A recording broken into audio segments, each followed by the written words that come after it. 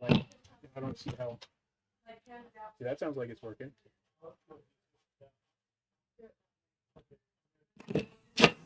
Test. So I'm doing that before. Test. Works. Can't complain. Okay, so I'll go. And then to mute them, you just tap the power button again, and it'll show mute right there. And that's another way to tell which one's one, which one's two. Because you can mute them.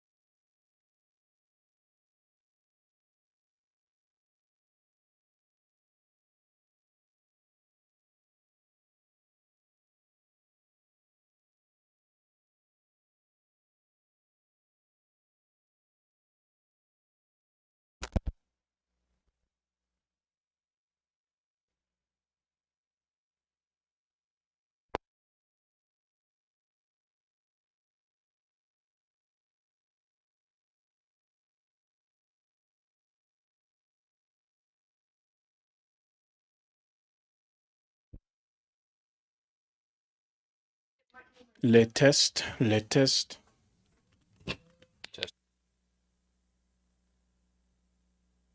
Testes 1, 2. That's not the thing. Testing. 1, 2. Test. Okay, you gotta mute. I don't think you need to do.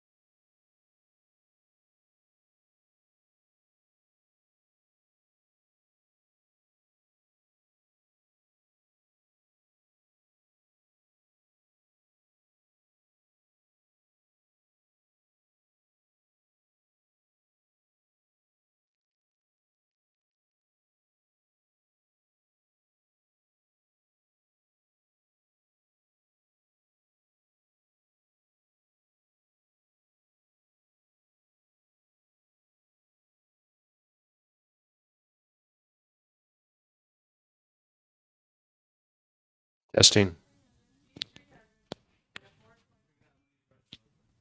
Test. Where's the Facebook plugin? Yeah, you can just type it in there. Okay. Well, it's the one for the money, two for show. Hi, can you do me a favor? My computer, I couldn't figure out how to get the display work. So I finally have it up, and I don't want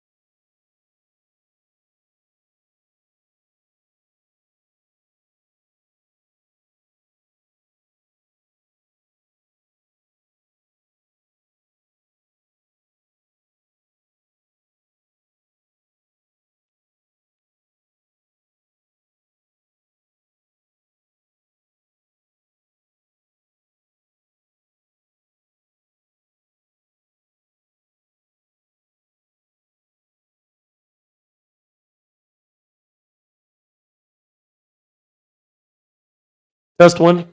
Oh, hey, hi. Whoa, it worked. Okay, let's try this one. I'm going to do the other one now. Test one. We got it. It sounds great. Okay.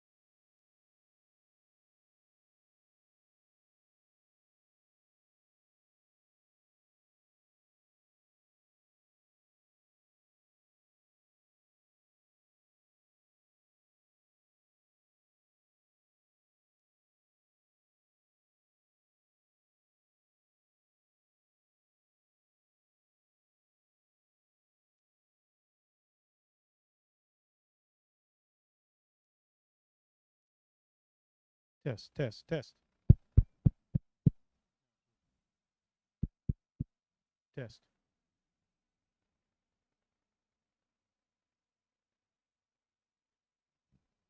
Test, test.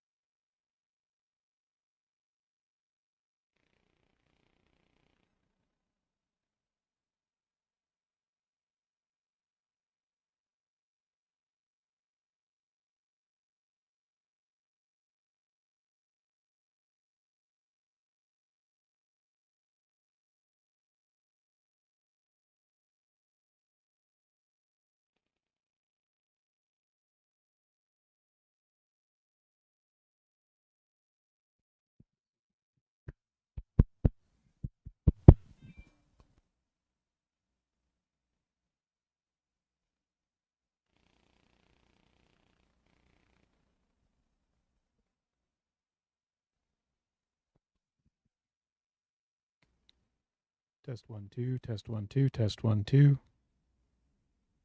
Just did a recording this morning. Test.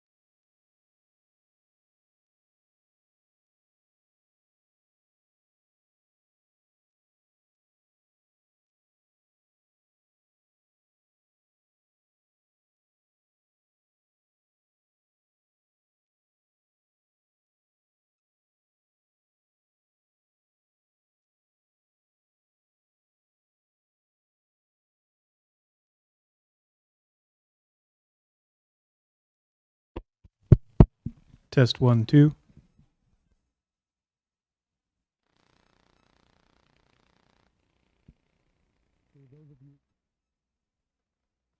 Okay, those of you on Zoom that are there, I think Becky and Melanie, can you give us a thumbs up or just write something just to let us know if you can hear us clearly, or if it sounds weird, or if it doesn't sound at all.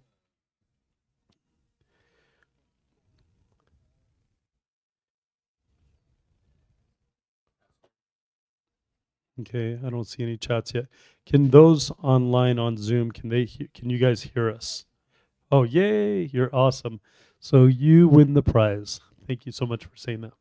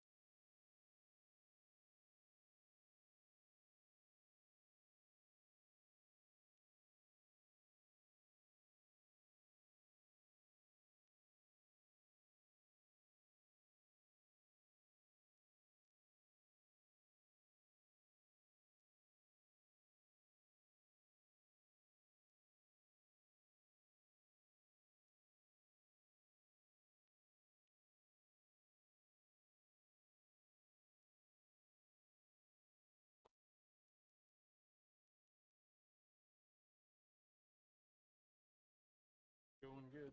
Yeah. Not bad.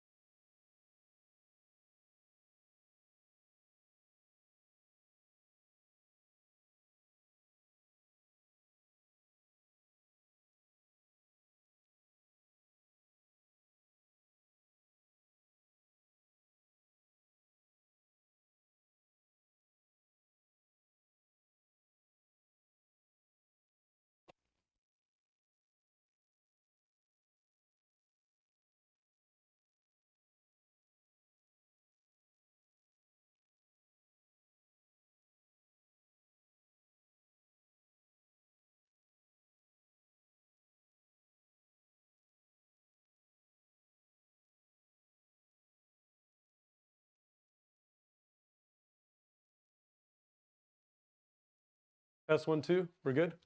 Sweet. Awesome. So we got about 5 minutes before we start. In a second, I'm going to bring up a friend of mine just to talk a little bit about technology he's been working on. Now, just to let you guys know, about 2.5, almost 3 years ago, I had COVID really, really, really bad. And I've been having heart and lung issues ever since. And so my lungs have been pretty bad for the last 3 months. And so if I sound a little bit blah, it's because of that. And I'm just trying to get through it.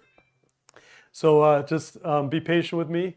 And at the same time, I'll try to think of some really good dad jokes to make up for it.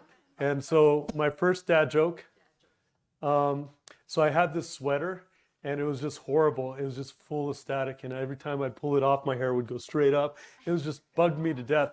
So I took it back to the store. I said, I can't wear this thing anymore. And they said, oh, there's another sweater. We'll give you this free of charge.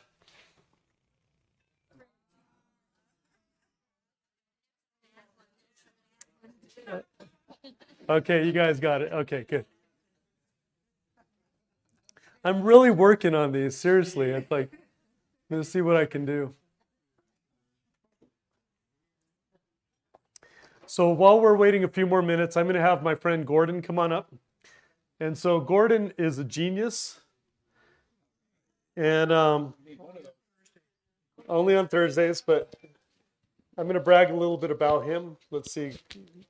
So Gordon loves emergency preparedness, but he's also an inventor and one of those. My dad was like this. He was the crazy genius, you know, in the backgrounds, just looking in their rooms, developing things that just save the world, right? And it's just awesome. He used to have this house up on the hill. Brag about the house a little bit. It was a dome house. Up Immigration Canyon. It was featured in Popular Science in May of 1981. And it round, it sunk 2 stories deep and was solar powered passively. And then it was a nice house. It's still up there, isn't it? No, as a matter of fact, after about 5 people going through it, owning it, the woman who was up there with her husband was an environmentalist. She liked to shoot. Oh, no. And she was out there and a snake came out of the, put something at her. And so she had a gun and sort of blam, blam, blam, blam, blam, blam. And then about 10 more snakes came out. And so she made her husband tear the house down. It was a house in Popular Science and build an ordinary house. Anyways, he's been doing this a long, long time. So one of the things people ask me a lot is, you know, how can I hook up my power to my house to be able to use the power when I need to in an emergency and just switch it on? And so there's a little something he's been developing. I'm going to let you talk a little bit about it. Okay, been working on it 6 years. I'm a registered professional electrical engineer, okay, and develop things for clients.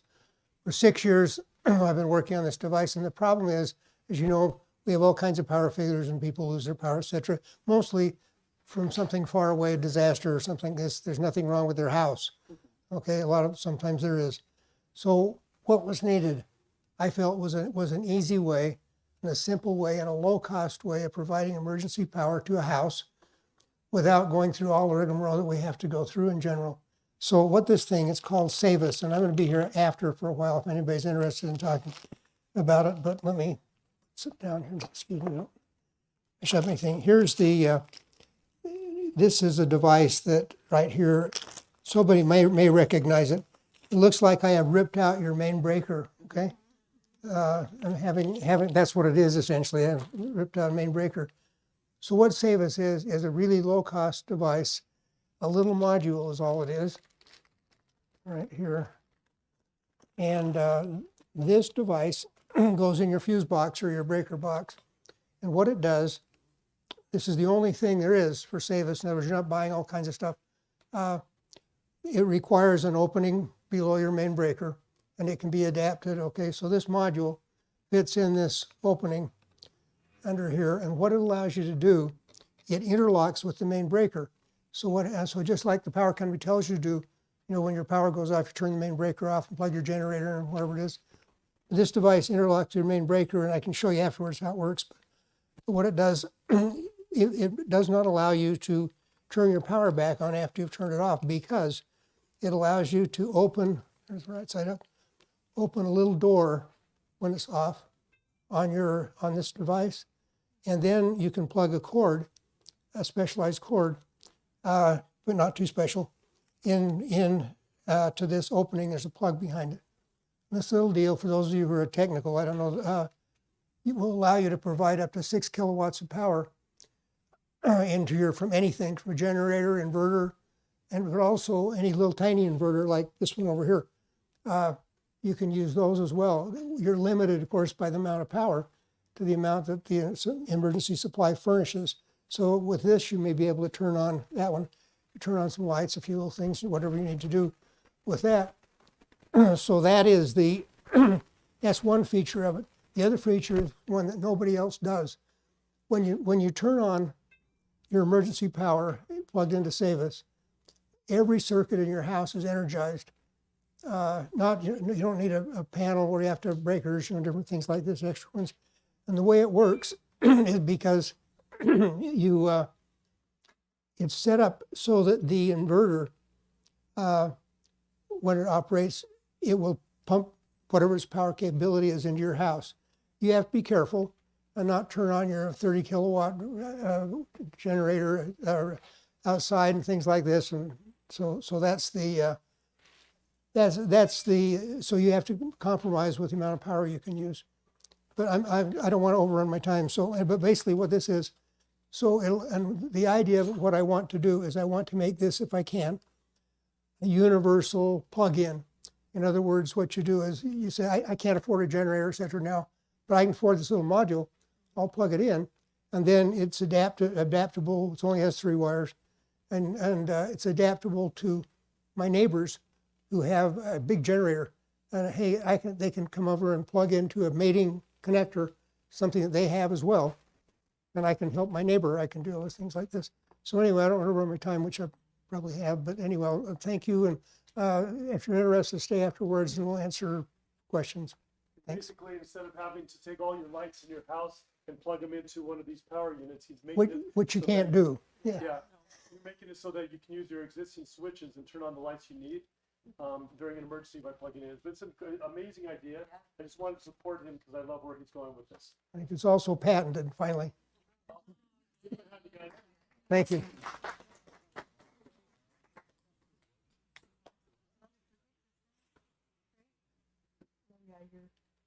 Frank, your package is still up there. Oh, Your oh. quotes and stuff. Yeah, let me get this out of your way, excuse me.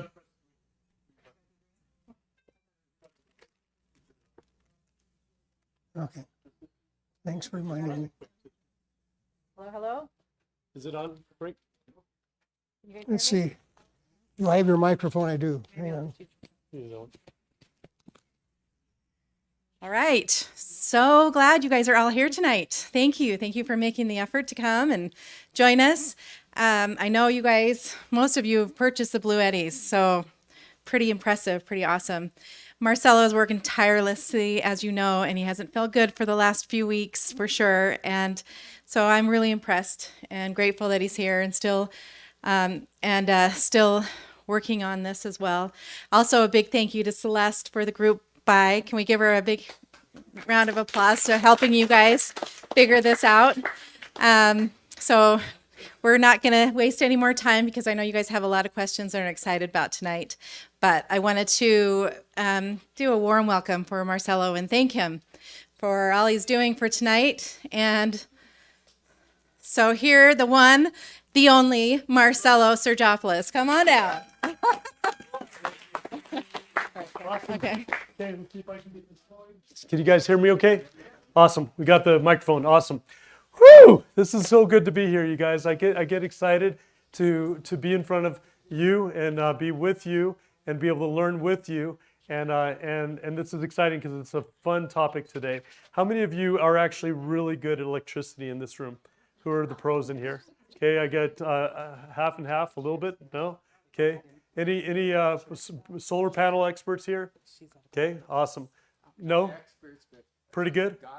You got them, right? Okay. What about any former electricians or any electrician people?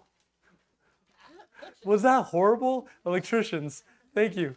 Sorry to my wife. She's like, and they're probably correcting me. If my mom was watching, she's an English teacher. I'd be in trouble. Anyways, awesome. Well, this is an interesting challenge for me because in order to be able to do the panels and the power right, they've excuse me. They've made it as easy as you can because when you plug things in, there's no two plugs that are alike.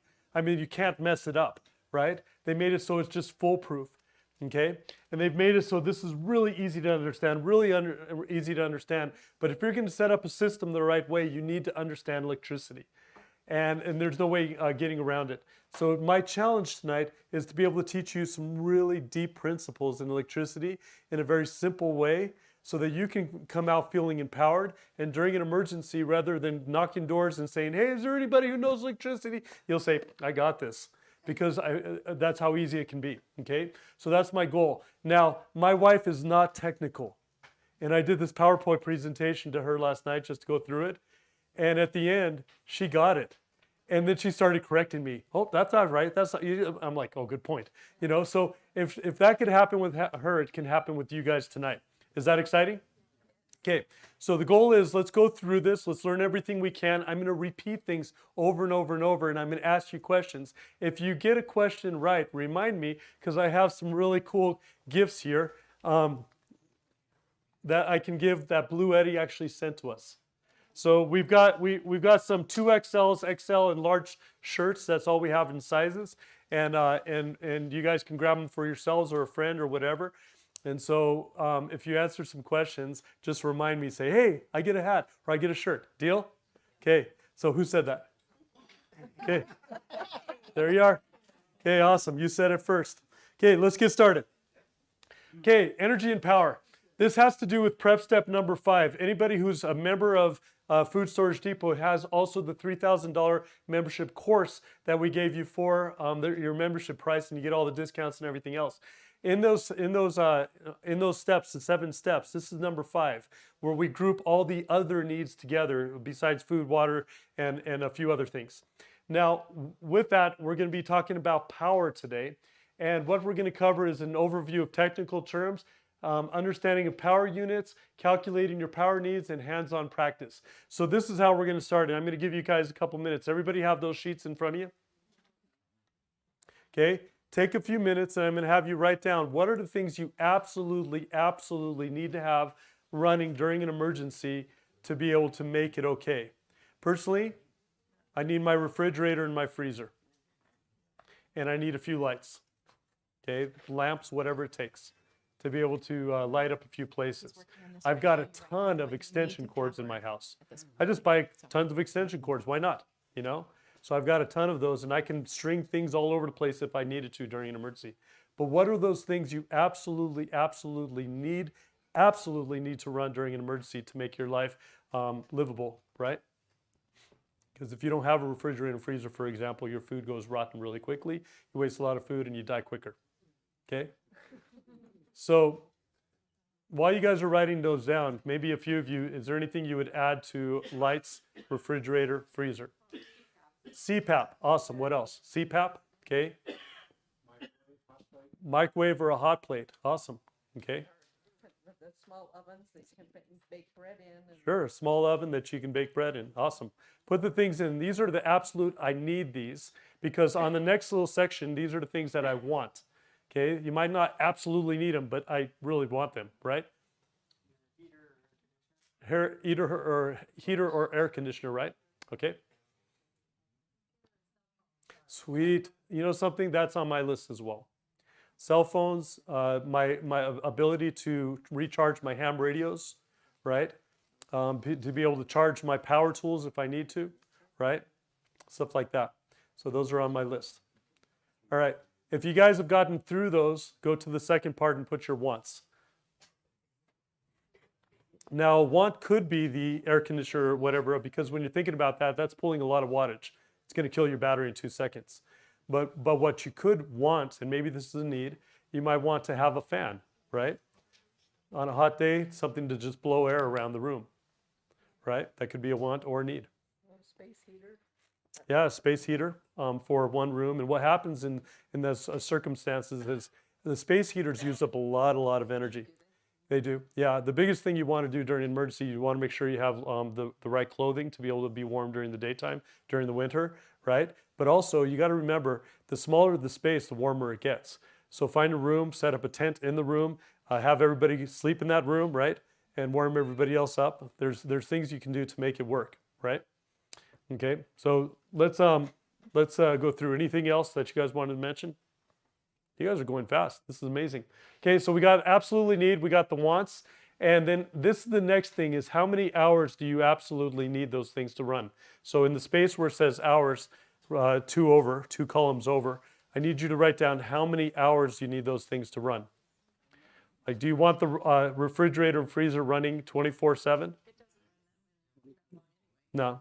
The thing is, refrigerators usually take a lot of energy to go ahead and start up, starting electricity, but it's also to cool it down.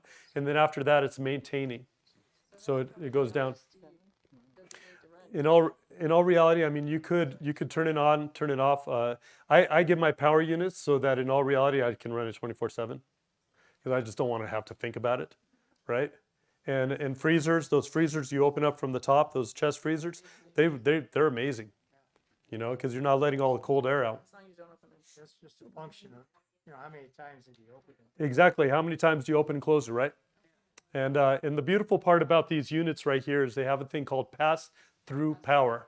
Okay, pass-through power, what that means is if I have these inside of the house, because I don't want to leave them in the sun or in the rain, right? Okay, the hotter it is, the direct sunlight, you're going to kill this thing. So you want to leave it in a cool place in the house. You want a basement, whatever it takes, and you want to run wires outside to your panels. Now, while you're charging it, you could be using it. That's called pass-through power. It means it's charging and you're using the power at the same time. You just want to make sure you're charging more than you're using it. Make sense? So you can keep it charged. So that's what I like to do. You're going to talk about any attenuation or any loss from if you have that unit in the basement. You got Yep. So resistance. Yep. So we'll talk a little bit about that today. Great. He's asking about putting wires all the way out there and the heat loss, right? Okay. So resistance. You guys are going to be electrician experts today. By the way, you guys are going to learn a ton. All right. Anything else before we go to the next part? Okay, so here's a little extra credit. And the extra credit you can put in the bottom of your little note sheet right there is what can you do today to be able to make your appliances more efficient before an emergency? If you have a lamp, are you still using those 100-watt incandescents? Or can you go down to a 7 or 9-watt LED? You know, what can you do to be able to make things more efficient today rather than waiting for an emergency and like going, oh my goodness, this is pulling too much power. It's killing my batteries too quickly. Okay, go ahead and write that down. Any ideas? What are you guys putting down? Light bulbs. That's a big one, huh?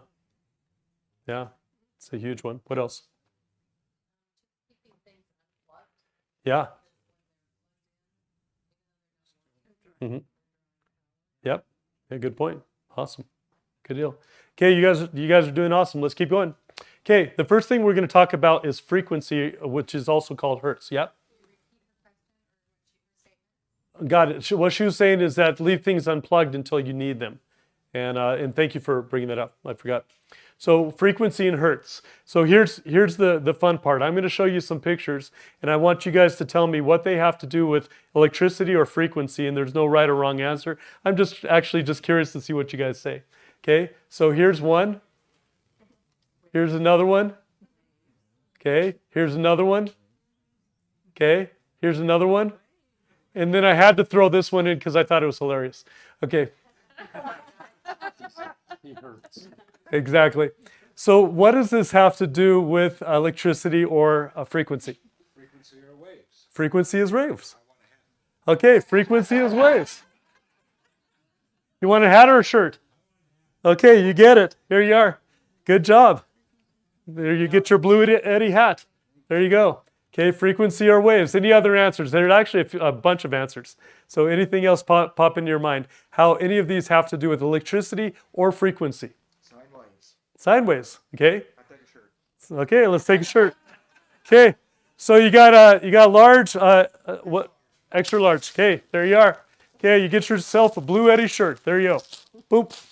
Now the interesting thing is we're talking about Blue Eddies today because in the market right now, I don't know if anything better. Okay. the margins stink for me, just to let you know. I can make a lot more money if I sold EcoFloor or Lion or a whole bunch of other ones out there. The margins aren't that great, but that's a testament because this is what I use for my family, so therefore I'm going to sell it to other families even though the margins stink. That's why we're not carrying them in the store. That's why we have to do group orders because we can't tie up all our cash flow. Does that make sense? But they're the best in the market. So that's what we're talking about today. But I'm going to be teaching you guys principles of electricity that apply to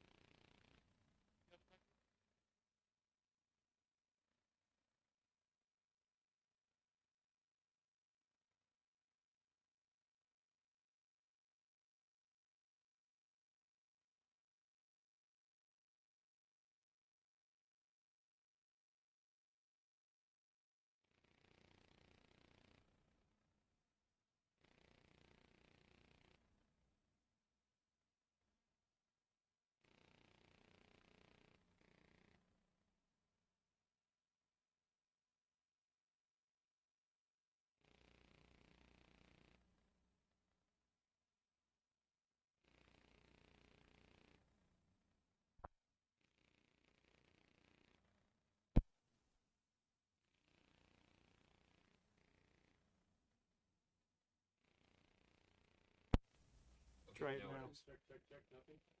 But should be now. be unmuted. There goes. Okay. Okay, we got it. We got it back. Okay, so what I was saying is that all these things I'm going to be teaching you guys are principles, so they can be used for any power unit. So you're going to be learning it. Okay, yeah, go ahead. Say that picture you got up there, Yeah. the wave is going on, but everyone else is resisting it. Oh, resistance. Good. Awesome. I love it. That's called, yeah, that is awesome. That's my next dad joke, which is, so resistance is known as ohms, okay? And so what is a electrician's favorite chant? Ohm. Okay, good job. Do you want a hat or a t-shirt? I'll take a hat. Okay, awesome. Good deal. I probably should stick these over here so it's easier for me to grab. There you are. Okay, so now that we're back on, let's keep going here. And you guys are exactly right. Let's talk about frequencies. So when you look at frequencies, you see the up and the down right there. You see at the bottom where it says 1 cycle. That's 1 cycle, is a positive and a negative. Okay, just like a heartbeat, bump, bump, right? Okay, just like a wave going on the ocean, come back out. Just like the people going up and going back, okay? Okay, it's a wave. And that right there is a cycle, and a wavelength is from one to another. So a wavelength is a full cycle. Does that make sense? Okay, these are everywhere in nature, everywhere. And when you look at it right here, you have long wavelengths. I mean, there's wavelengths that are, 20 hertz, and that what a hertz is, okay? What a hertz is how many of these waves happen in 1 second, okay? So if you have like 20 hertz, for example, it might be 60 feet long, right? Or you go to something like a gamma ray, and it's so tiny you can't even see it. It's just happening so fast. It's that many trillions, quadrillions of waves in a second, right? Okay, so this is what it looks like. You have very low frequencies, 10 hertz, 100 hertz, 1 kilohertz. You go to the million hertz, billion hertz, trillion hertz, and just keeps going. All the way over here is where you get to the Star Trek gamma rays, the little, ray guns, right? And the reason I put that there is because the higher the frequency, the more it hurts. I'm really working on these, guys, seriously. I know my jokes are really shocking. I know. Just pull the plug on me, guys. Pull the plug on me. Okay, no, don't pull the plug on me. I want a power play. Here goes. All right, let's see. Right here we have visibility. That's a visible spectrum right there, so it's just really tiny. But you got to remember, that's what we can see. Other animals can see other things. They can hear more than we can, right? Elephants can go all the way down. Like you look at this right here. This is just sound waves right here. And you got elephants can listen to something lower than us. We can catch usually 20 to 40 hertz. And all the way up to about 18,000 to 20,000 hertz is what we as humans can hear. But you get to, bats and whales and dolphins, and they're in the hundreds of thousand range of hertz. Now, tell me again, and I probably need this to work right here because I'm going to have you guys answer this.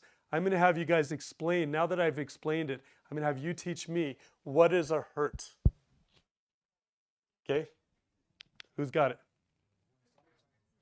Okay, 1 cycle per second. That's a hertz. So now in the United States, take a look at this. We are running all our electricity at 60 hertz. What does that mean? 60 of those waves are happening every second. Does that make sense? Okay. And the reason why it's 60, and I'll show you this real quick. The blue areas right here are 60 hertz. The frequency of 60 hertz. So when you look at the bottom of your radio or whatever, now every time you see that 60 hertz, you'll see that it's either going to say 50 or 60 hertz or 50 to 60 hertz on everything on the back. What that simply means is that it's attuned to that frequency. Does that make sense? So the red right there is 50 hertz. The blue is 60 hertz. Most of the blue right there is going to be 120 volts, okay? And most of the red's going to be 240 volts. Now, it used to be 110 volts until the 1930s. And then 1984, it changed. It went from 110 to 115 in 1930s. Then 1984, it went to 120 as the standard. Now, the reality is volts go from about 107 to 123. They range all over the place. But the standard is 120. But on the back of your devices, you'll see 115, 110, 120, all over the place. Does that make sense? But these are the standards we're talking about. The reason why it's 60 hertz in the United States is because there's a really smart guy named Tesla, who you might have heard of, okay? And he was talking to Westinghouse, and they were building a power plant in Niagara Falls in 1888, I believe. And he was teaching them, hey, if you do 60 hertz, it's going to be more efficient. And then they started playing around with the light bulbs, and they noticed that anything under 50 hertz was going to flicker, and it kind of hurts your eyes a little bit. So Tesla said, look, trust me, 60 hertz is going to be optimal for everything you're doing. So the standard became 60 hertz because of Tesla. That's why we have 60 cycles per second in our walls all over the United States. Make sense? Okay. You guys are learning a ton, by the way. By the way, right now, you guys know more than most people in electricity.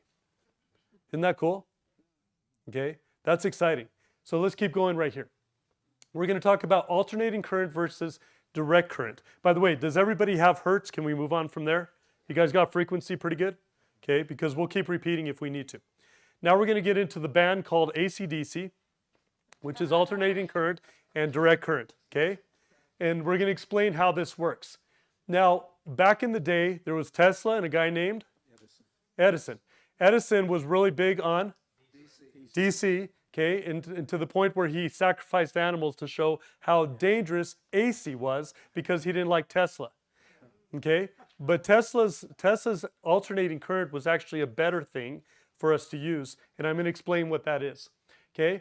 Starting out with an atom. An atom is made up a bunch of different parts, right? You have neutrons, you have protons, and you have electrons. The electrons can pop from atom to atom to atom, okay? And when they get out of whack, they try to equate themselves back to where they were. So if you get atoms or electrons out of place, it creates a pressure. And they're like, oh, I can't wait to get back to where I'm supposed to be, okay? So what happens is this, your electrons get pushed, okay? And they're moving down the wire. And those electrons are moving while the protons are staying in the same place. Make sense? Okay? What happens now is that they're going to go in a cycle. Remember the cycle? That's one cycle right there. Okay? While they're being pushed one way and then pushed the other way, every time they get to the top and to the bottom, they turn on the light. That means in between the light's going off. But because of Tesla, right, at 60 hertz, right, it's flashing so fast we can't tell that it's going off. So the question is this: how many times does a light bulb flash here in the United States every second?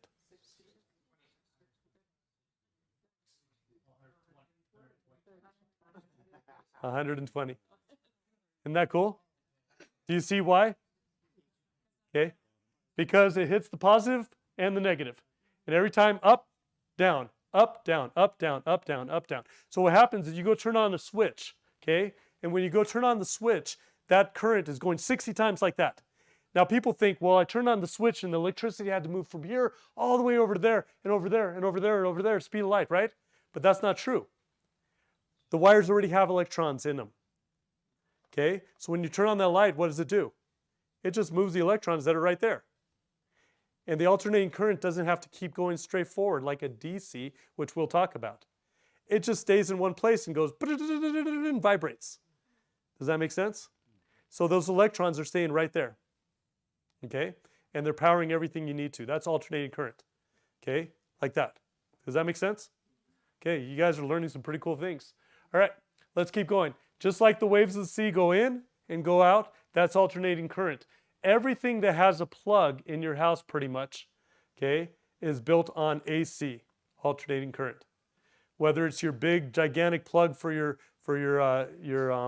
dryers or for fridges, or not fridges but ovens, or your regular plugs, that's AC. That's alternating current. Okay, super efficient. Now, DC is a little bit different. DC goes from one point to the next point. Okay? So batteries, for example, have a negative and a positive. When you put your battery in there and you turn on the switch, it's allowing those electrons to move all the way through to the other side. Okay? And after a while, there's no more electrons to keep going. It equates. The charge is gone. Does that make sense? That's called direct current. Okay? Now, that's like a river versus waves going in and out. Make sense? It just goes one direction. All direct current is everything else that isn't your plugs in your wall.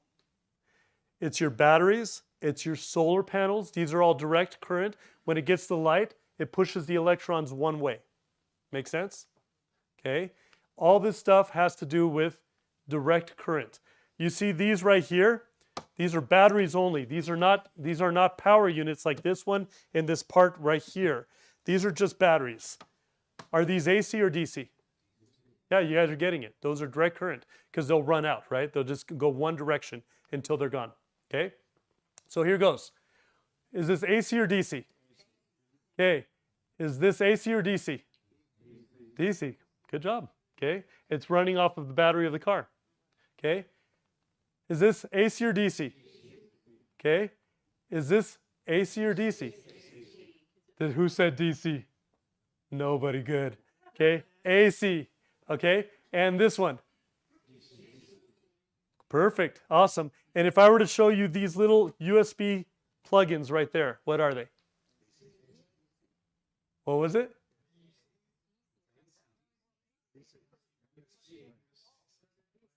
They're DC. Yeah, they're DC. So they require an inverter to be able to make them into an AC, okay? Or vice versa, back from the wall, okay? So let's talk about this. The problem is we have batteries now, and we want to run our vacuum cleaner or our CPAP or whatever else, okay? So the problem is, how do we take DC and convert it back to AC so we can run all the things that we're running? Make sense? Okay? That's what's called an inverter. Okay, so inverters are like this right here. This right here is not a battery unit. The reason I love this unit right here, the AC300, is because they took a whole big block right here to create an inverter. Now it doesn't have to share space with the battery. It doesn't go hot as quickly. You can put more solar panels on it. You can do a ton more stuff because there's a lot more room to work with it. Does that make sense? But the job of this right here is to take all these plugs right here and make them usable from batteries, converting DC into AC. Or if I plug my solar panels into here, I could be running them, okay, on AC as long as electricity is going through, right? Okay. Now, this also allows you to do DC, so they leave some DC up here because people like to use DC as well. So you'll notice on here, when you turn it on, you can't see it from here, but this right here is AC on and off, okay? And I can turn AC on. Here's DC on and off. I'll turn DC on. Now both the DC and the AC are running. Okay, so I can do all my computers and my cell phones and everything here, or I can do my blenders and my fan right here. Okay, I can run that all on AC. Make sense? That feels pretty good, huh? Should I just leave that on for a bit? Okay, got it. Okay, so what's that called? What is it? Inverter. Good job. Now, the beautiful part about it is, say, for example, I've got just this battery by itself, and that's all I brought with me, and I don't have an inverter.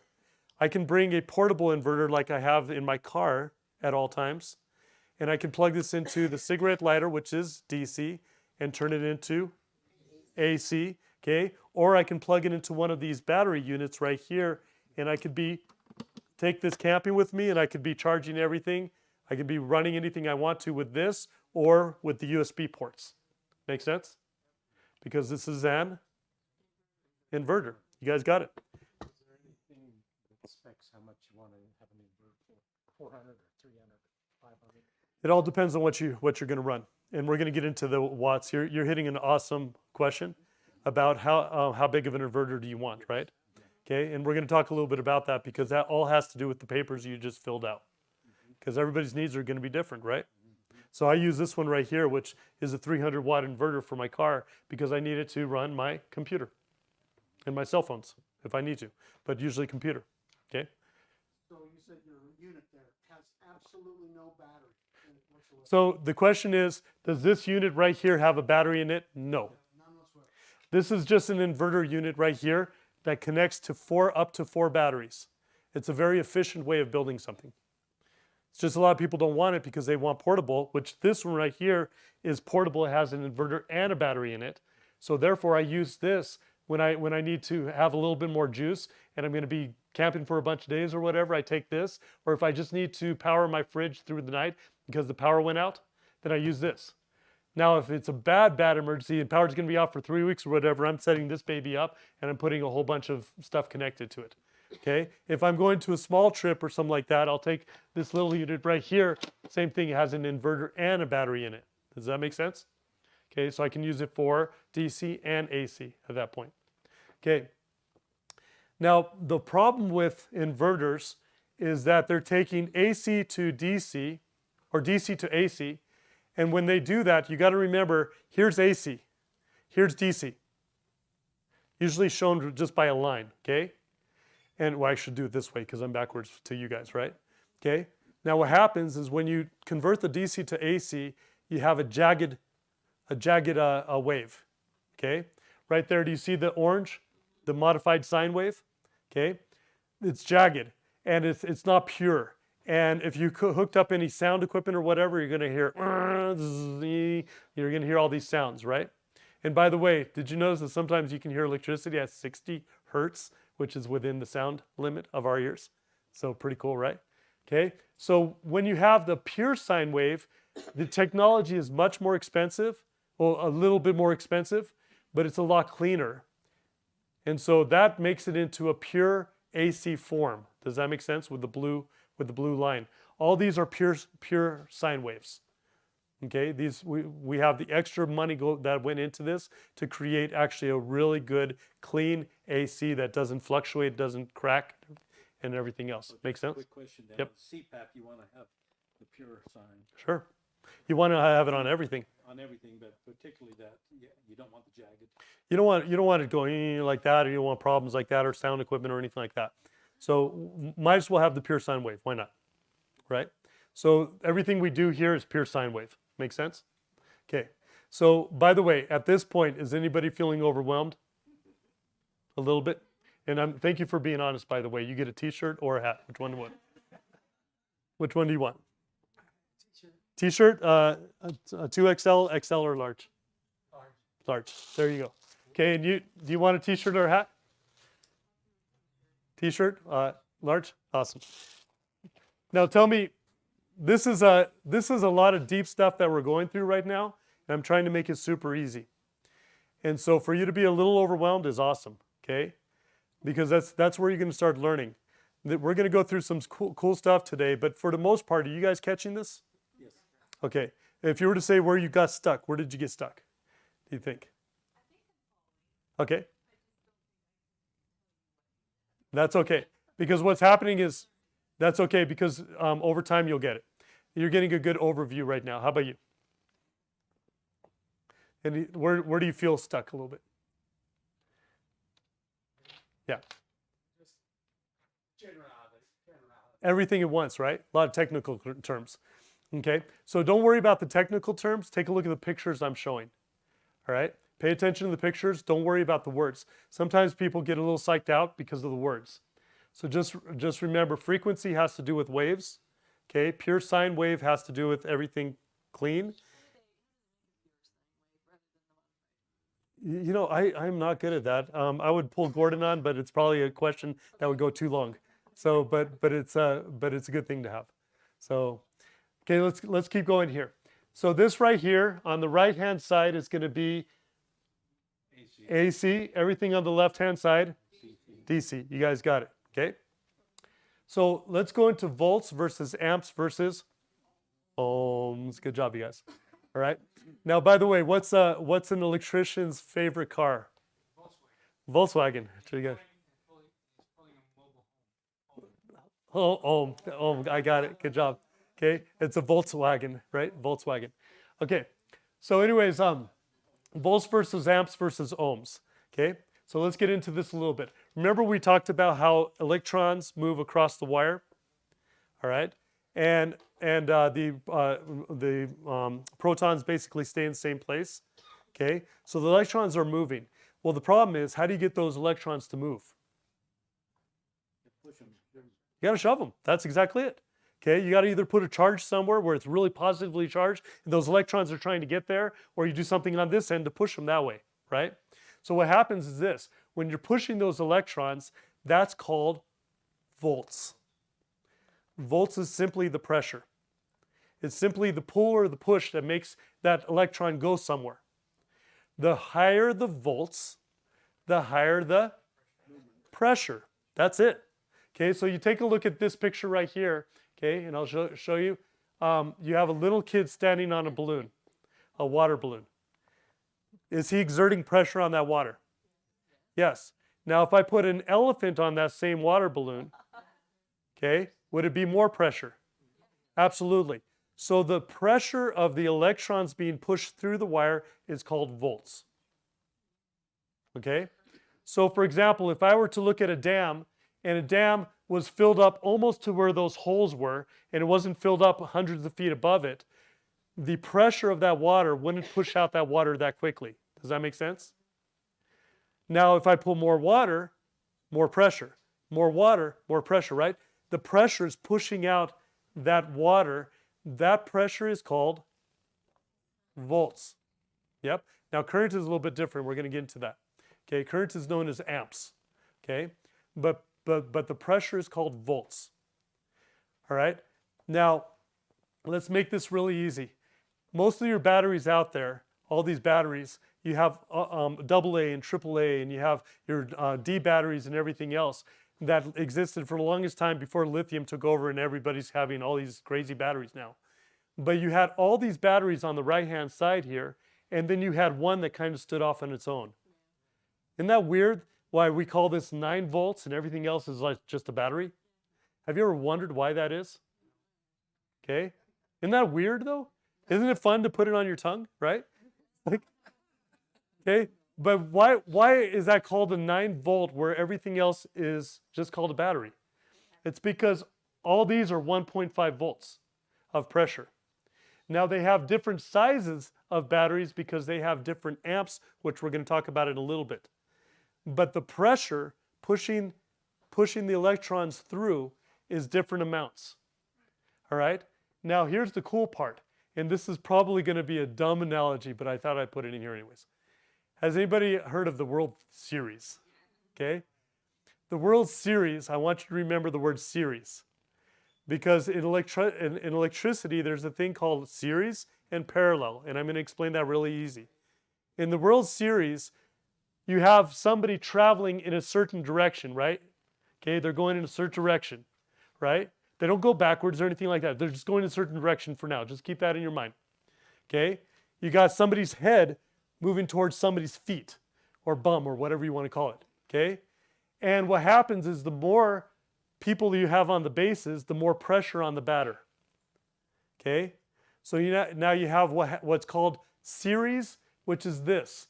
When you take two batteries, for example, and stick them negative to positive, just like the batter is about to run, his head is going to hit their bum, okay? And they're all trying to get through.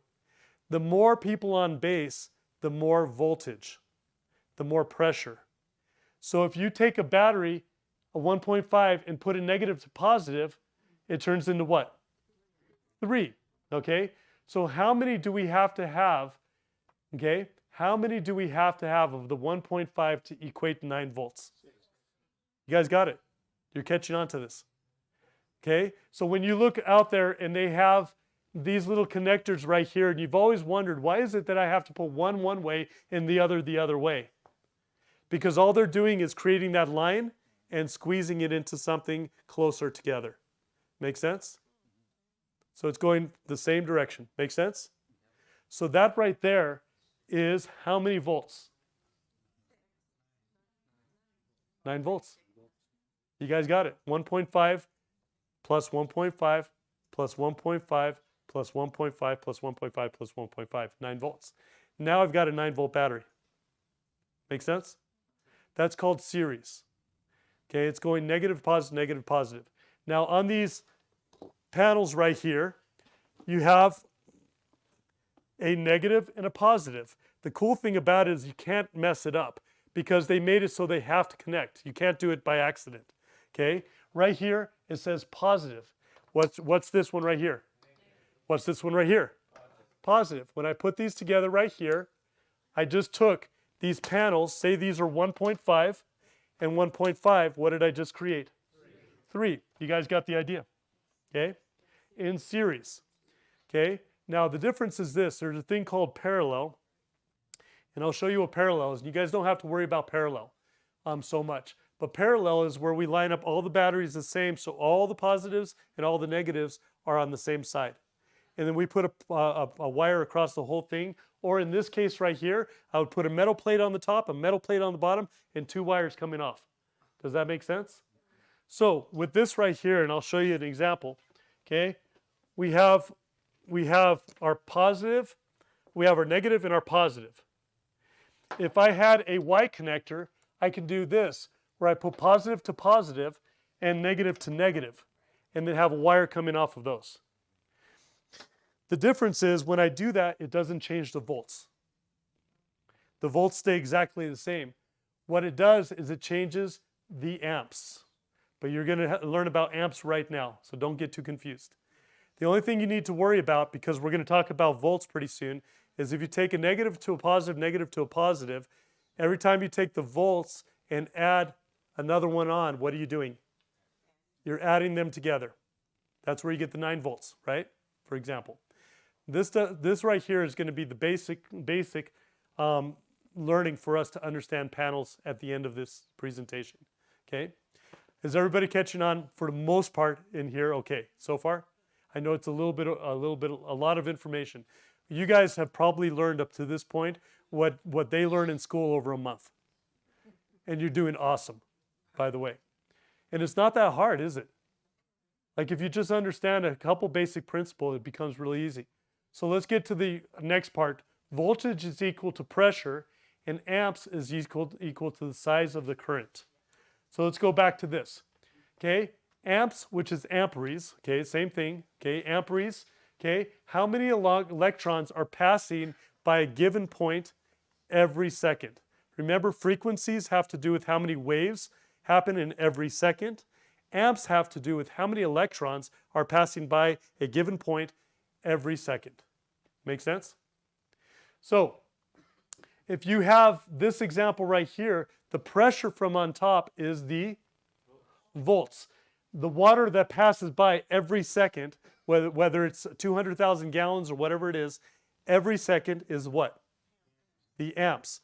The amps are the dangerous thing. Obviously, people talk about amps is more dangerous than volts. You can hike up the volts tremendously and do the whole Tesla coil and touch it or whatever else, right? The amps are typically known as the more dangerous of the two. Okay? So because there's a lot of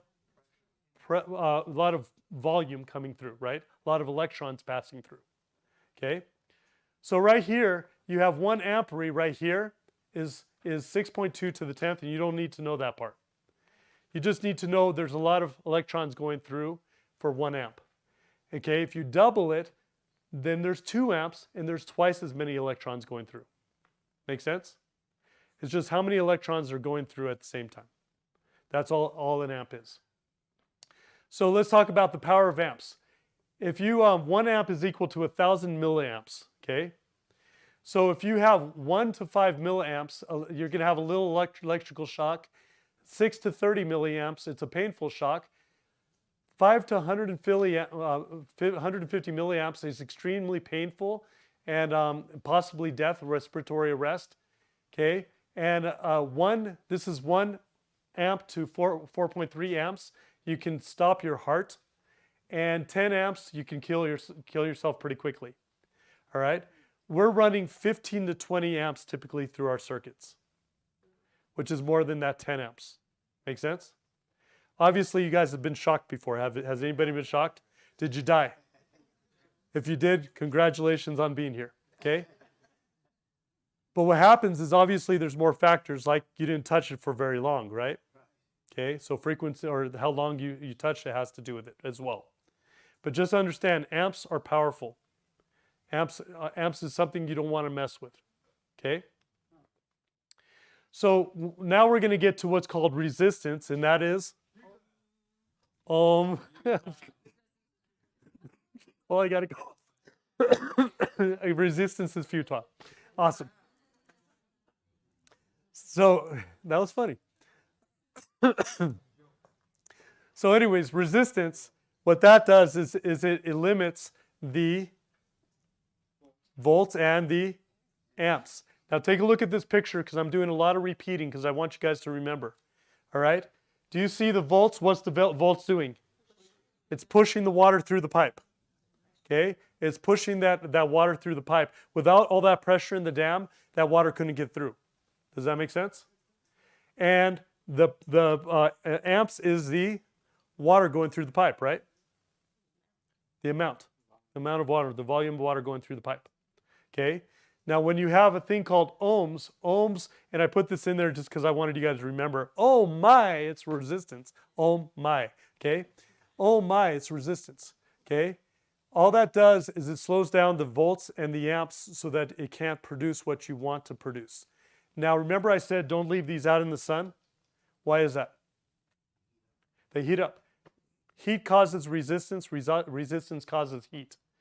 Have you ever wondered why your metal stoves and your hair dryers and everything get red hot?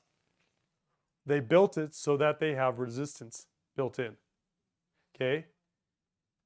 The hotter it gets, the more resistance. The more resistance, the hotter it gets. Make sense?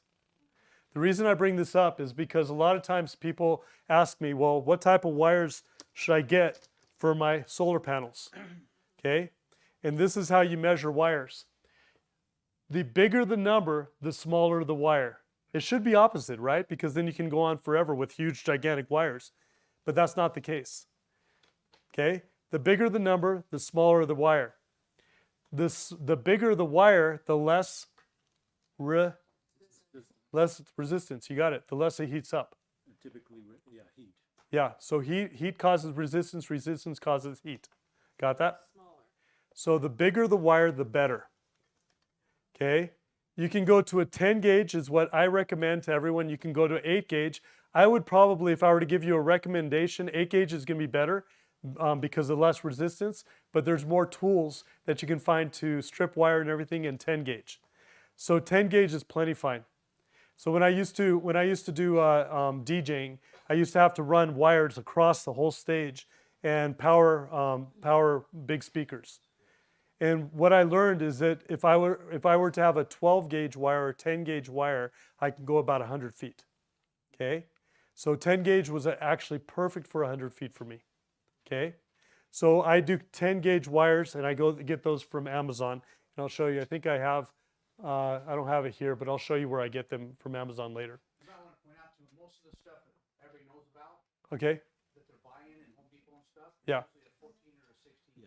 Yes. So Most people don't ever get to the 10 or the 12. Just exactly. So what he's saying is in Home Depot, you're getting a 10 or you're getting 14 or 16 gauge, especially in what's called extension cords, right? Yeah. So if you're going to do a long wire, the smaller the number, the bigger the gauge. Got that? So go for 10 gauge. Just keep it simple. 10 gauge is good. Got that? All right. Why do we want a bigger wire? To limit the resistance, which is called ohms. You guys got it? Okay. And what do the ohms? What do these resistance block? The volts and the amps. Do you guys see that image in your mind? The guy pushing the guy through and getting stuck? Got it. When you have a resistance, Uh-huh. one side, say there's 10 volts. Mhm. What's the resistance on the other side based on ohms? Okay. Does the voltage stay the same on both sides of the resistance? So that's a good question. With the voltage, I believe it brings it down, Gordon, doesn't it? Yeah, when you have a wire, for example, Yeah. this long, the voltage is higher at the beginning and lower And lower- at the end. Okay, because of the resistance, The right? reason is because you're heating the wire and it's you're losing power. You're losing power at that point. Okay, so he answered it right. So yes, you have the heated wire, you got the resistance, you're going to lose power at the end. You're going to lose the voltage in the end. Okay, so thank you, Gordon. Okay, so let's talk about watts. Now, when we talk about watts, and you guys are, by the way, you guys have gotten through almost all the technical terms. Yep. If your solar panel is on. Okay, if your solar panel is on, I'm going to have you talk into this. Go ahead. Your solar panel and your power source is on the north side of your house. Mhm. But the south side is where you're going to want to put your solar panels. Yep. So you're going to probably need to go minimum 100, but if you have to go 200, Yep. would you go to an 8 gauge? Again, so what she's saying is if you have to go more than 100 feet to put your solar panels somewhere, I mean, if you can, I would always get to a bigger gauge. Okay, just make sure that your connectors, yeah, I mean, you're probably gonna have to link two together anyways, unless you want to run your own wire or buy your own wire and do it yourself, because I don't think they have more than 100. Maybe they do online, but I think 100 is kind of the limit. So you can get charts. You just get it off the internet as far as the charts that would tell you as far as they call it a voltage drop. Yep. And that's how you can just go by the charts. Awesome. Thank you, sir, for bringing that up. So what he's saying is go online and find out how far of a wire with the gauge that you can run. Just go online and find the charts. So thank you for bringing that up. Okay, so let's get into watts. And this is kind of fun. This is the power formula right here. And the power formula is really super easy. And by the way, anybody feeling overwhelmed at this point? Because I put this a little bit. Okay, awesome. Still a little bit. Okay. What is it? Overwhelming. I'd like a shirt. Okay, you get a shirt. What size do you want? What size? Okay, there you go. Awesome. So the thing about it is you guys are getting exposed to these ideas. How many of you guys, by show of hands, are getting it? It's making sense. Okay, so about half of you guys. And this is really hard stuff. Actually, a little more than half of you guys. But this is awesome because you guys are catching on. The reason I put this wheel here is because if you get super overwhelmed, let's just go back to the days when we didn't even have electricity, and then we're going to be fine, okay? And so this is just to give you a little piece that we're on the right road. So we're going to be fine. So the reason I put this here is because watts is the big thing we want to talk about today, but you can't talk about watts without understanding the rest of the stuff we talked about earlier today, okay? To be able to really understand watts, we need to understand volts and amps. Now, what are volts again? Pressure. What are amps? Volume or current, right? Okay, how many electrons are passing a given point? What watts is simply the pressure times the current. That's it. It's all it is volts times amps. Okay? It's super easy. So I'm going to show you with this water wheel right here an example. If I had 10 gallons of water going down that water wheel every minute, and the revolutions were 10 times, which is equal to the watts, right? Okay, you have the pressure of the water falling, and you have the volume of the water, which is 10 gallons, whatever it is. What did I say? 10 gallons a second. Okay, 10 gallons a second. Okay, so you got 10 gallons a second, and it's turning that wheel, okay, 10 times. Okay, which is called the watts, right? Okay, you have the pressure, you have the volume. Pressure times volume equals power. Got that? All right, now watch this. Say I take that down to 1 gallon a minute, but I increase the pressure with a fire hose. Okay, with that 1 gallon a second, sorry, 1 gallon a second, but I increase it with a pressurized fire hose. Can I still get that 10 revolutions? Yeah. The volume went down, but the pressure went up. Does that make sense? So the voltage went up and the amps went down, but I can still get the same revolutions. Make sense? Okay. Say again. Heavy water. There you are. Yeah. We can go talking neutrons now, but that's fine. But you guys get the ideas right here, right? Okay. Volts times amps is equal to watts. Okay. So right here, the pressure times the volume is equal to the watts, or the power of that stream. Make sense? Okay.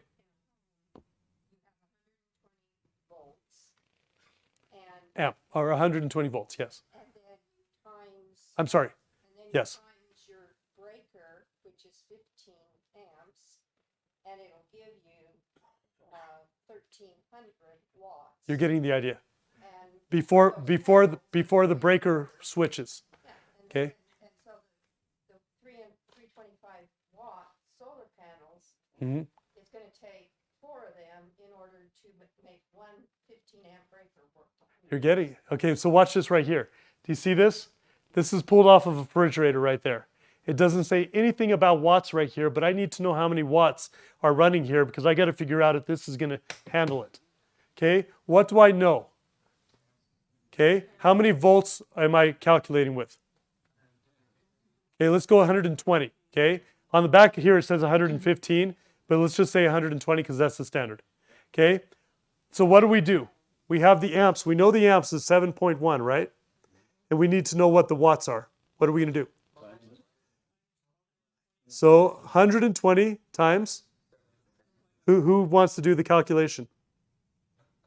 Who's got their phone? What is it? Roughly, right? What is it? Okay. So 852 watts. You guys just figured out how many watts. So if this is a 2,000 watt battery inverter, okay, can we run this refrigerator on it? Okay, so 852 watts. And I'm going to go into watts a little bit more so you guys understand. Go ahead. So, and I'm going to get into that a little bit because there's a thing called peak. There's peak. When you plug it in, there's a little like that, and it might shoot up to 1,500, okay? And then it goes back down to 852 until the refrigerator is cooled down, and then it goes usually to about 1/3 of this for a refrigerator, and then it runs off of about 250 or 200 whatever watts for the rest of the time unless you keep opening and closing that refrigerator. Make sense? Okay, so that's a great question. Now, in the solar power power unit space, watts is the cool child, okay? Watts is what we talk about all the time. Now that you guys have a background of the volts, the amps, and everything else, and by the way, we're recording this, so all of you members of the store here, you're going to get this recording. You can go through this over and over and over, okay? But don't make that an excuse to not pay attention, okay? So this is the deal. Watts is the really popular part of electricity when it comes to emergency power. Everybody talks about watts. If you don't understand watts, you're going to get ripped off. Okay? Except on your power bill, right? Except for the power? Power bill. Power bill. Yeah, exactly. Except for the power bill. All right, so in this space that we're talking about with these batteries, there's a thing called continuous watts versus watt hours. Okay? You're going to understand this really well so that when you see those ads online and everybody's saying it's a 5,000 watt system, blah, blah, blah, you're going to go, oh, you sneakers, you're trying to pull a good one on me. Okay? So you're going to really understand this really well. Continuous watts has to do with how much water can pass through a pipe at a given time. Okay? Not just amps, okay? We're not talking, this is a little bit different. But if I were to take a 500 gallon a minute pressure of water and try to put it through a 24 gallon a minute hose, it's going to burst that hose. Does that make sense? Okay? So the more continuous watts a system can handle, it means I can plug more things into it at one time. Okay? So for example, in fact, let's do this. Continuous watts, I'm going to give you an overview and I'm going to come back to it, okay? Just understand that the more water that can pass through, the more continuous watts. So if I have a fan and plug it in here, it might be fine. If I have a heater, it might not work because that's a lot more watts and it might burn out the batteries. Okay? So that's called continuous watts. Watt hours have to do with the volume of the battery, for example, where I might only be able to run a cell phone for 10 hours here, but with this right here, I can run it for weeks. Okay? Those are called watt hours. Make sense? Watts versus watt hours. Now, let's practice this so you guys can understand what I'm talking about. Everybody know what a 100 watt light bulb is? Okay, anybody not know what a 100 watt light bulb is? Okay. No 15-year-olds, 20-year-olds here. Okay. But we grew up with 100, 75 and 100, 50, 75 and 100, right? Okay. Remember we got what? We got up to what? 150, 200, 250. Like we thought we were really cool. We've got really bright, right? Okay. Now what happens is this. You have 100 watts and right here you have 220 continuous watts. Okay. What that means is that I need to make sure I'm not burning out this system. And I got to make sure that whatever I'm using has to stay under 220, okay, or I burn out that hose, I burst that hose. It won't work anymore. Will that 100 watt light bulb work on a 220 or 2200 watt continuous system? Yes, easily. 100, 220, easy, right?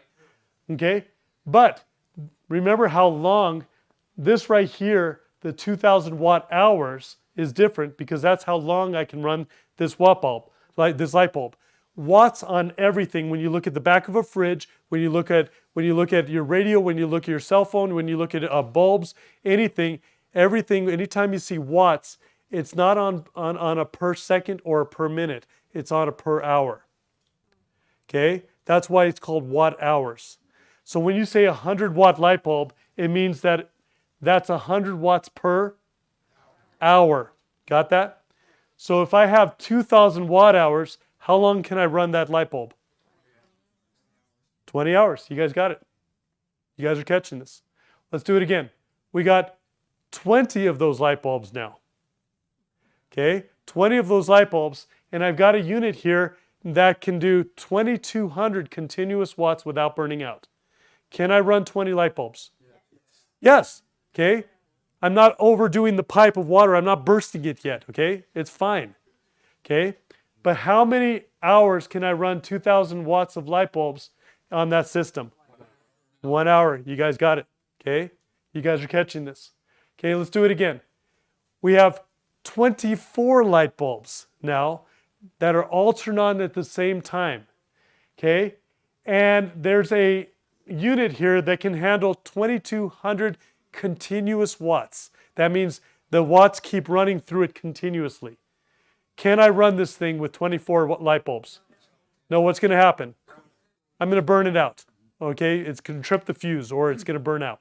Okay? So we don't even have to worry about the watt hours because that's just not going to work. Got that? Okay, go ahead. So is there any safety thing built into these? Most say, that's too much. I'm going to shut off the all of them have it. Okay. All of them have it. Typically, units are going to have some type of fuse or some type of shutoff. But you keep talking about it's burning. Yep. But I want to know what the safety is. Yeah, and just like, and this is a good point to bring up too. If I'm going to be driving a car, I don't want to push the accelerator down the whole time and going the whole time. It's going to ruin the motor over time, right? Same thing with these power units. I don't want to, if I know it can handle 2200 watts, I don't want to be running it at 2200 watts all day long. Make sense? Okay, give it a break. A little bit of a break at least, right? Okay, go ahead. In a situation like this and it's an emergency, wouldn't you want to have some of these extra fuses for that thing? Sure, yeah. And I can't remember how these work, and I got to look into it, if they have fuses on them or not. But it might just be internal. Yeah, it might just be internal, so it does it by itself. You don't have to worry about it. Been there, done that. Yep, have you? Okay, good. So it just does it by itself, so you don't have to worry about it. But in other things, I mean, I've got fuses for my car, extra fuses. I've got fuses for the home if needed. You can always have extra fuses. Not a bad idea in case something burns out, right? Okay, so let's keep going. We got a 600 watt refrigerator that goes down to 200 watts after it's cold. Now, an emergency happens. We already know the refrigerator's cold. It's running at 200 watts. Okay, we already know that. Okay, we haven't opened it up, and we need to just keep it cold all night so we don't lose all the stuff in the refrigerator. Okay, we have a 2200 continuous watts unit that has 2000 watt hours in it.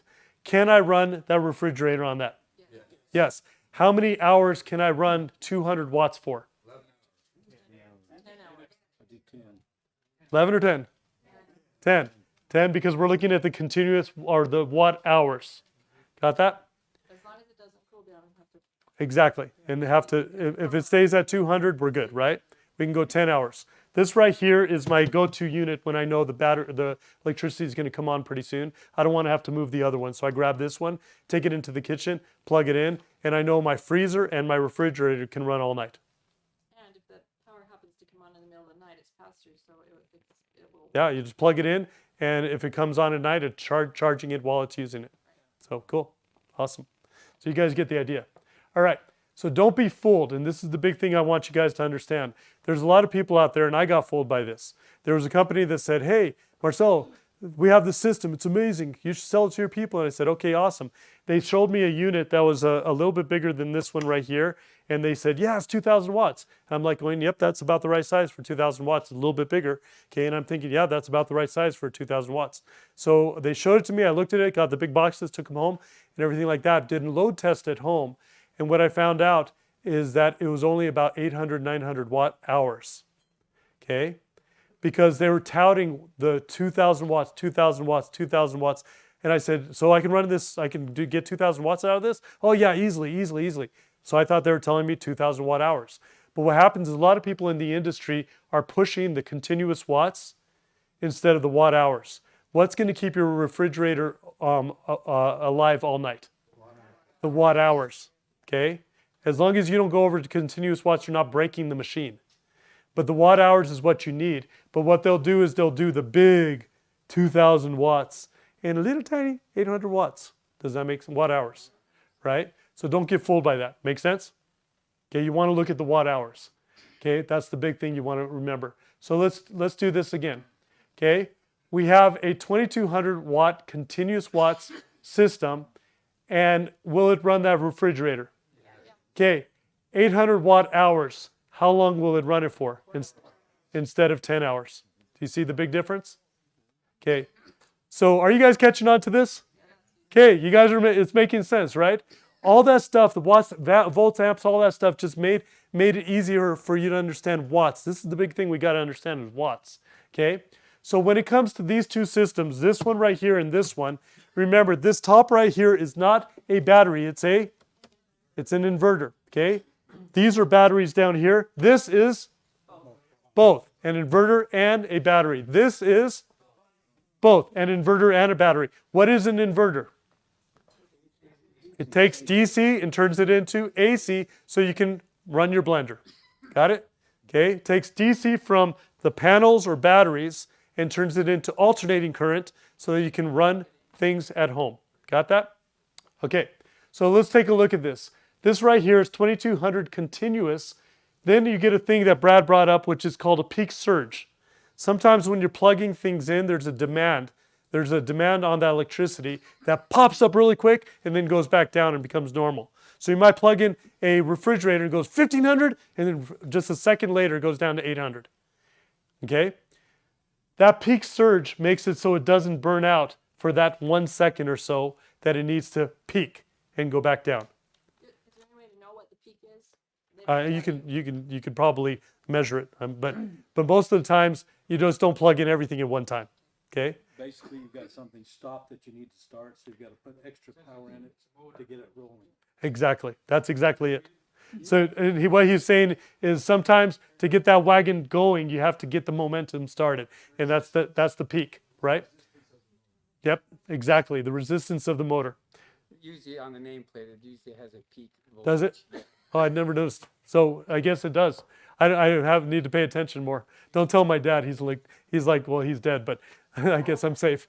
But yeah, he's an electric genius. When we were kids, we would be at home etching our own circuit boards, putting all the resistors and the diodes and everything in there, and building our own little contraptions. And one time I sat there, and this is back in the days of dating me, where you had the little rabbit ears off the TVs, and I would wait till there was some big World Series or some NBA playoffs or whatever, and I built myself a frequency modulator, and I would just go until I heard the next door neighbor go, and they're like, "What's wrong with the TV?" And they're all hitting it, and I'm like going, like that. I was so bad. Don't tell them. It was really bad. But yeah. I was going to say one thing that I like to do to be able to explain.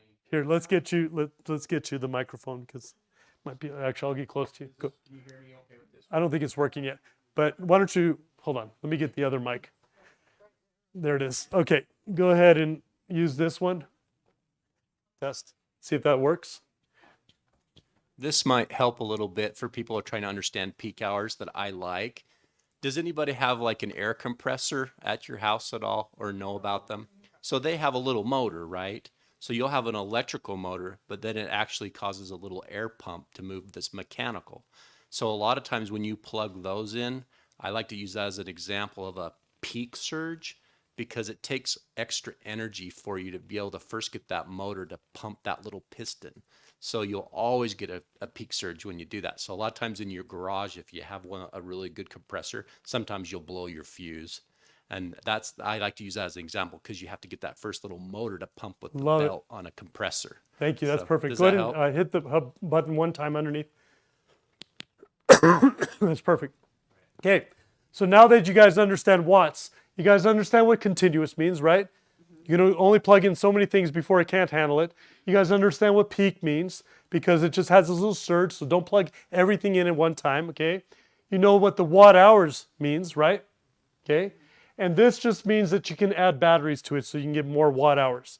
So this unit right here, I could put 2 batteries underneath, okay? I like the B300s instead of the B230s that go along with this system because you're getting a lot more power for the money. And in all reality, I don't need it to look perfect, symmetrical. I'll just put them next to each other and they work just as fine, but I'm getting more power for the money.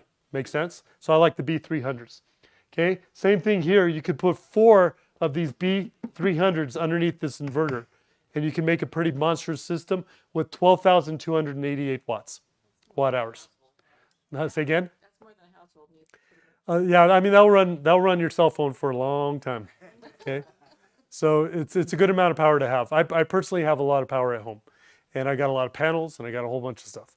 But I also know how important electricity can be because we've grown dependent on it in our. Now you can double that up.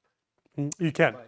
Yep, you can double it up. There's a way of connecting these two with the contraption in between to take this up to almost 25,000 watts. Okay, there's a way to do that. The only problem with that is that you can't add any more, too much more solar to it, continuous watts to it. It limits the amount of continuous watts. If I were going to do that for a whole house unit, I would wait a little bit longer until they've tested and tried the EP900 that they're coming out with. And once that's tested and tried and out there for a little bit, probably another 4 to 6 months, that would be an amazing whole home unit because you're getting, I think, 9,000 continuous watts. okay, which is amazing. That's better than a Tesla wall, by the way, okay. 9,000 continuous watts, and you can ramp that thing up tremendously and hook it up to your panels on the roof and everything. That's going to be a sweet unit for a non-movable unit, okay, for put it away and use it, okay. Now calculating your needs. This is where I want to just spend a couple minutes. You guys already went and wrote down the stuff on there. These are just averages. They're not exact. Your CPAP machine might be a little different. Your lights might be a little different. I just put down some examples here, okay? Why don't you guys calculate the wattage on your sheet of paper so you guys know how many continuous watts you need, okay? And I don't. But you guys, as members, you guys will have this video on the membership site where you can just watch it again. Okay, you take something like a CPAP and you put a humidifier with it, then you're actually doubling it or something. Yeah. Close, right? Yeah. So now that you guys know what watts are, you can just go to the CPAP machine and go, oh, that's how many watts it is. And if it doesn't have watts and it has amps, you can figure out the watts. But how is this production affected winter versus summer? What are you talking about? So how much you will produce from the panel? We haven't gotten to panels yet. Okay. So, but you guys got this right here. I'm actually going to go a little faster because I do want to get to the panels. What about the stand-up freezer? As, you're talking about a box freezer right there? Yeah. I don't know. You have to look online. So you'll have to see what it is. Or if you have a stand-up freezer, just look at the back. Okay? All right. Go ahead. What's the 750/250? So the reason I put that is because refrigerators and freezers usually will use more watts until they get cold and then they go down. Then the compressor doesn't have to work as hard. Got that? Okay, you guys ready for more? I'm gonna let you guys do this on your own. You guys got some of the numbers. You can look at the video later. If you need to take a picture, take a picture. But this is gonna allow you to do your continuous watts and your watt hours and try to figure those out. Okay, make sense? Okay, let's keep going. You guys go ahead and calculate it. It's on the sheet. I showed you how to do it. Now let's talk a little bit about this. There's two big technologies out there right now that are being used for batteries. There's lithium ion, which is like your cell phone, and then there's lithium iron phosphate, okay, with an R, iron, okay, iron, okay. The best technology for emergencies right now is lithium iron, not lithium ion. Lithium ion has a couple problems. It explodes. It catches fire easier. I don't know if that couple, I don't think they're here. There's a couple that they came up to me afterwards and they said, we can attest to that. We bought an emergency unit, emergency battery. It exploded in our house. It caught fire and it burned our whole house down. And the husband said, yeah, that was $1 million mistake. Okay.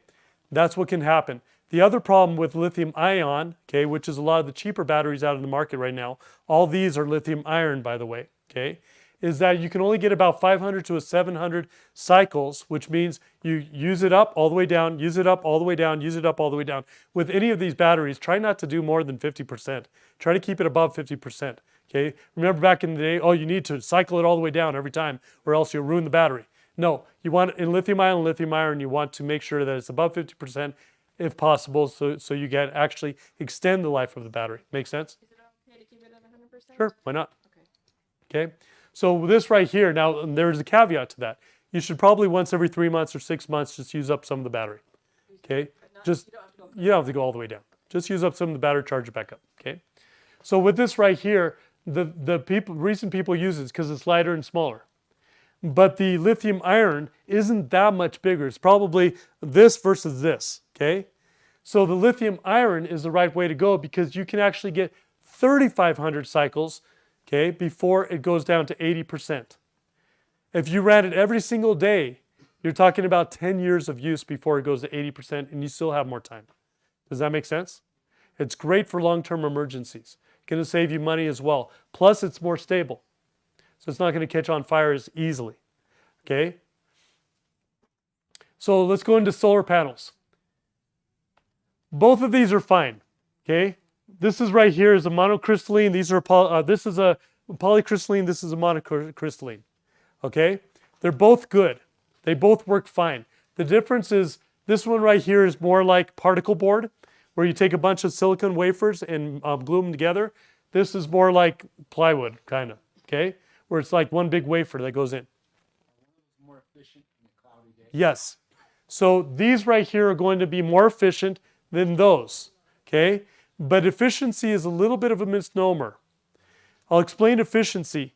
This right here, all of these, when it comes to these right here, these typically are about 20% or lower efficient. These are usually about 22 or higher. Okay, the highest panels in the normal market, commercial market, are usually about 23%. These right here, let's see if I have this. I'll get to that in a little bit. These right here are 23.4, up to 23.4 efficiency on these right here. Okay, now this is the caveat. What efficiency means is if you have a certain size panel, and this is a 200 watt, and that's a 200 watt, okay, and this is more efficient than that one, all that means is this is going to be smaller because it's more efficient. Does that make sense? Or you can get more power out of a size. Okay, that's what it means. It's just more efficient. The 23% means that it can take 23% of the light of the sun. If you have optimal conditions, optimal angles, it can convert 23% of the sunlight. So it needs less space than a 20% to be able to convert that. Make sense? Okay, these are the things you want to look at. The technology and the construction, the type of glass and everything they use for the ones on top of the roof. The construction, the monocrystalline, all that stuff is part of it. But another part of it is size of panel, clear or cloudy days, or if there's shade. Because maybe at part of the day, there's a tree that's covering your panels. Got it? Okay. You want to make sure it's in direct sunlight as much as possible. Okay. You want to look at the angle of the sun and make sure that it's angled right, matching the sun perpendicular. And as the sun moves throughout the day, your angles are moving and you'll get more light out of it. Now you'll notice I put 3 to 5 hours because that 3 to 5 hours is kind of magical. You want to be able to have enough panels so that you can charge your batteries within 3 to 5 hours every single day in an emergency. That gives you plenty of space if it's a cloudy day, okay, to be able to get more energy during the rest of the day. But 3 to 5 hours is kind of the magical number. Make sense? So you want enough panels to be able to charge your batteries within 3 to 5 hours. Cleanliness of the panels. If you have snow on top of it, dust on top of it, if it's dirty, it's gonna keep the light rays from getting through. And also the cable and temperature resistance. Remember we talked about resistance, and what's the name for resistance? Ohms. Okay, do you remember that little guy squeezing things? The hotter, the more resistance. The more resistance, the hotter. So keep your units in a shady place or inside, and make sure you don't have thin wires running to the panels. Okay. And by the way, this is a little point right here.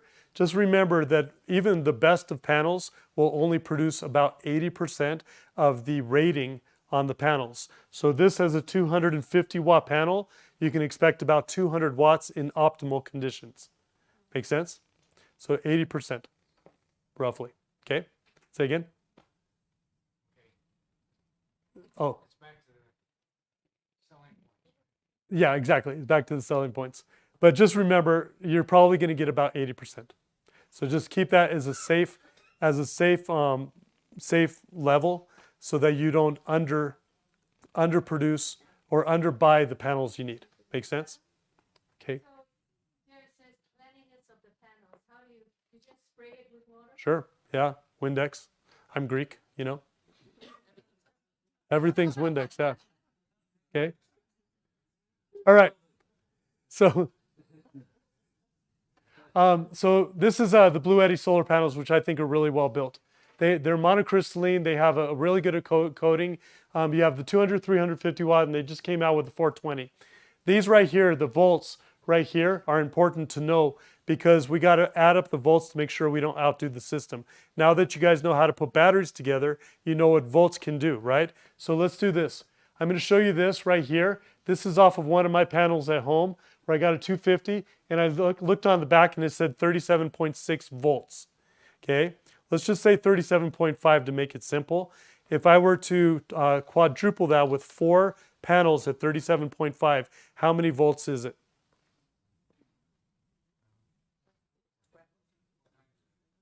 What is 4 times that? Who's got a calculator? 150 even. You got it. Okay. Got 150 even. So I know if I put those in parallel or series? series, if I put them in series, negative, positive, negative, positive, I'm going to get to 150 volts with 4 panels. Make sense? Okay, so let's take a look at this. This is the solar panel maximum input. For the blue or for the AC200 max, you can go up to 900 watt max without any additional things that you can buy that can take it up to another 500, by the way. Okay, there's all these things you can add to it so you can get more panels on and maximize it. But I'm saying just out of the box, this thing right here can go up to 900 watts max solar input. Okay, and it can go up to 145 volts max. Does that make sense? Go ahead. So my question is that the maximum of that panel, you said, we're equating the 200 as opposed to the 250 rating? Yeah, use the 250. So you're going to use the 250. Always use whatever the manufacturer says. Okay? And this one right here has two, they actually have a cord that comes off of it. Did I leave it here? The cord that comes off of it, that's put in parallel so that you can run two. When you put a whole bunch of panels together, it's called an array. You can do 2 arrays that are together in series. Okay, 2 separate arrays at 1200 watts, 1200 watts apiece. That's why I put down 1200 times 2 equals 2400. So I can have panels on this side, panels on that side. Make sense? Okay, that right there allows you to go up to 150 volts.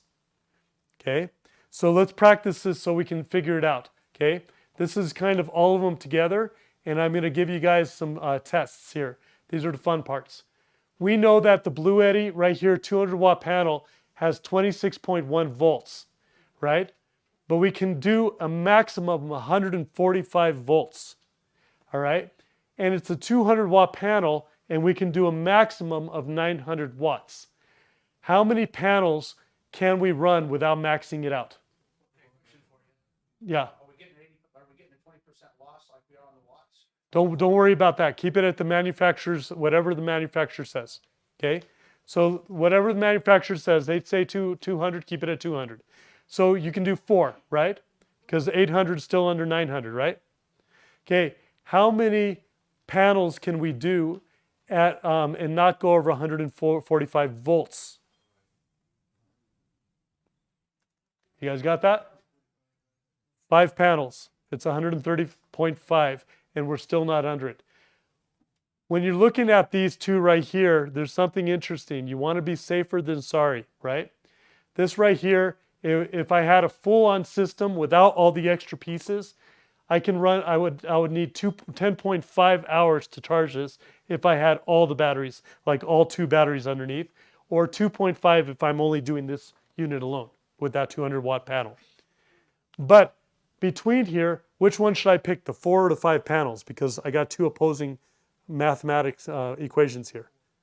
Okay, always be safe. Okay, pick the safe one, right? So I know that my limit on this for 200 watt panels is 4. Got that? And I'm teaching you guys the principles. I'm teaching you guys the mathematics. You can do this with any panel if you understand this. 4 in series. That's it. You just add the volts and see if it goes over, and add the watts and see if it goes over. Make sense? You guys ready for another one? Here's the 350 watt panel. 46.5 volts, 900 watt maximum, 145 volts DC's maximum. How many panels can I do before I push it too far?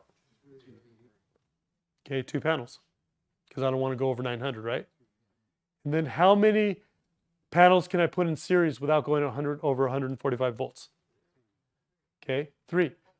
Okay, and those are the charge times on that with that panel if that's all you have and you don't have the extra panels. Okay. Yeah. That is an awesome question. The answer is no.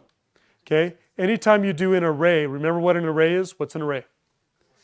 It's a group of a series group of panels or parallel, but it's called an array. You have to have the same panels, okay? Because if this has a 15 volt and a different amperage, then this one right here just like those 1.5 watt or volt battery, if you put a 3 volt battery, you're gonna mess up the batteries. You can't do a 1.5 and a 9 volt. Okay, you have to do 1.5, 1.5, 1.5, 1.5 to get what you need. So you always want the same panels. Make sense? So, but that could be, for example, say, remember there's 2 different arrays right here. I could have these arrays as one of them and these arrays at the other one. Does that make sense? It's just whatever's grouped together has to be the exact same voltage. Make sense? But awesome question. Thank you for bringing that up. This is the AC300. Has 2, you can put on 2 arrays because these 2 right here, this cord is put in parallel. Remember, red with red and black with black. But when it comes out here, it's built for series. So red to black, okay? So these 2 right here is one array, and this is another array. These have to be the exact same panels. These have to be the exact same panels. But these panels don't have to be these panels. Make sense? They just have to be the same in the array. Yeah. You don't have to. No. You do them together or whatever you want. Okay? Yep. So that's the idea. Okay, let's do one more. Are you guys getting this? Okay, let's do another one. Okay, Blue Eddy, we're pretty much out of time, and I usually like to end right at 8. Can I ask your permission to go a few minutes more? Is that okay with you guys? All right. Okay, so we have right here a 420 watt panel with 44.3 volts. We know from the user manual and on this, we know what it says. It says 900 watts maximum and no more than 145 volts. How many panels can I put without burning it out as far as wattage goes? 2. Okay. How many can I do with the volts? 3. Okay. And that's the charge times right there. Which one should I pick? 2. Okay, 2. Okay. Yeah. Someone online wants to know how do you calculate the charge times? Oh, charge times. Got it. Okay, so the charge times are very loosely calculated, but basically all I did was I figured out, so people online want to know how I calculated charge times. So what I did right here is I got 840 watts, okay? And what I'm doing is figuring out that I have 2,048 watts that I need to fill up. And with optimal angles of the sun, it's going to take me 2.5 hours, basically 2.5 times 840 is going to give me a little over 2,000 watts. Make sense? Okay, it's really simple. I'm getting that much sun. Now I always like to be a little more conservative, so that's probably less than 2.5, okay? But 2.5 is a good rounding number, okay? If you want to be more safe, say 3 hours, okay? 3 hours, and you'll be having to move those panels around with the sun. Make sense? Okay, so I think you guys got it. I'll give you guys one more. Go ahead. Is there anything that safeguards it so you don't burn your thing out? Say maybe you put the panel on. It'll clip off. If you put too much on, it'll clip, but you just don't want to do that. Keep doing that, right? Okay. And by the way, if I had to error on one side, I would error on the watts. So for example, there's I'll show you guys this real quick. This right here is a plug. This right here is a plug that goes into the wall, which is a plug that runs off of AC. Good. Alternating current. Okay. If I had the panels plugged into this thing, okay, if I had the these panels plugged in here, okay, and I just went over here, plugged all these in, and I'm charging it, and the power comes on, I can plug this in also and be powering from the panels and from the wall. The cool thing is they have a DC version of this as well. Same thing. This plugs into a wall. This plugs into anything that's DC, your car charger, panels, solar panels, anything. This gives you an extra 500 watts of power. So if you have a 420 watt panel and you're already maxing things out on this right here and you need to change these charge times, you can actually jimmy rig this so that this plugs into the power port and you put another 420 watt panel on it, and now you got more solar going into your charging. And so now you can bring those charging times down. And This right here is a D05OS. D05OS, okay? And it's the same thing as your AC unit, it's just DC. That's all it is. Anywhere you can plug in your DC into any of these things, you can plug in your DC one, okay? So you look at this right here, and there's a plug right here into this battery right here. I can plug this DC in right there, or I can plug in the AC one. Super easy. Okay, so I can take those out. Now the cool thing about it is these batteries by themselves have an additional port. Okay, and the cool thing is I can actually put in up to 200 watts extra on another panel. So if I start maxing this thing out with all the panels you need, Bluetti, one of the reasons I love them is because they have the options to be able to do what you need to. So when you look at this right here, rather than having to take 10.5 hours, if I max it out, I can get it done in 4 hours with a full-on huge system, maxed out system, okay? Same thing with 350 watt hours. Instead of 12 hours, I can do it in 4.5. Now that's within the 3 to 5, right? Okay, same thing with this one right here, with the 420 watt panel, adding these and the extra panels, I can get it down to 3.9 hours. Make sense? And if we were to go through all the math for the AC, okay, 300, by the way, I'm going to show you this one. This is interesting. This right here, hold on, let me think this out. 840. 840 plus 420 is 1260, which is a little bit over the watts. The watts aren't as important as the volts. Never go over the volts. But if you need to smudge a little bit over the watts, that's okay. Okay? But never go over the volts. Make sense? These numbers, they're going with the inverter, not the battery, right? So if you've got 3 batteries on your system, it's actually your inverter and all these numbers are going. Yeah, you never want to burn out your inverter. That's exactly right. That's the voltage has to do with the inverter. Yep. So this is the point I was going to make. Take a look at this. This is with the big unit right here, where I'm running 12,000, what was it, 12,288 watts. If I add all the extra panels with all the little holes they have here and all the extra, this right here, and I'm completely off of AC and I'm doing only panels alone. If I add all the panels right here, you notice I can get my charge times down to 2.8, 3.2, 3.25 on all these. It's just amazing. So these extra things that Bluetti allows us to do blows away anybody else I know in the market, to be able to get you down to that 3 to 5 hour mark for charging things. Does that make sense? Okay. How many of you have enjoyed it so far? Has this been pretty good? Okay. I'll give you guys one more little something.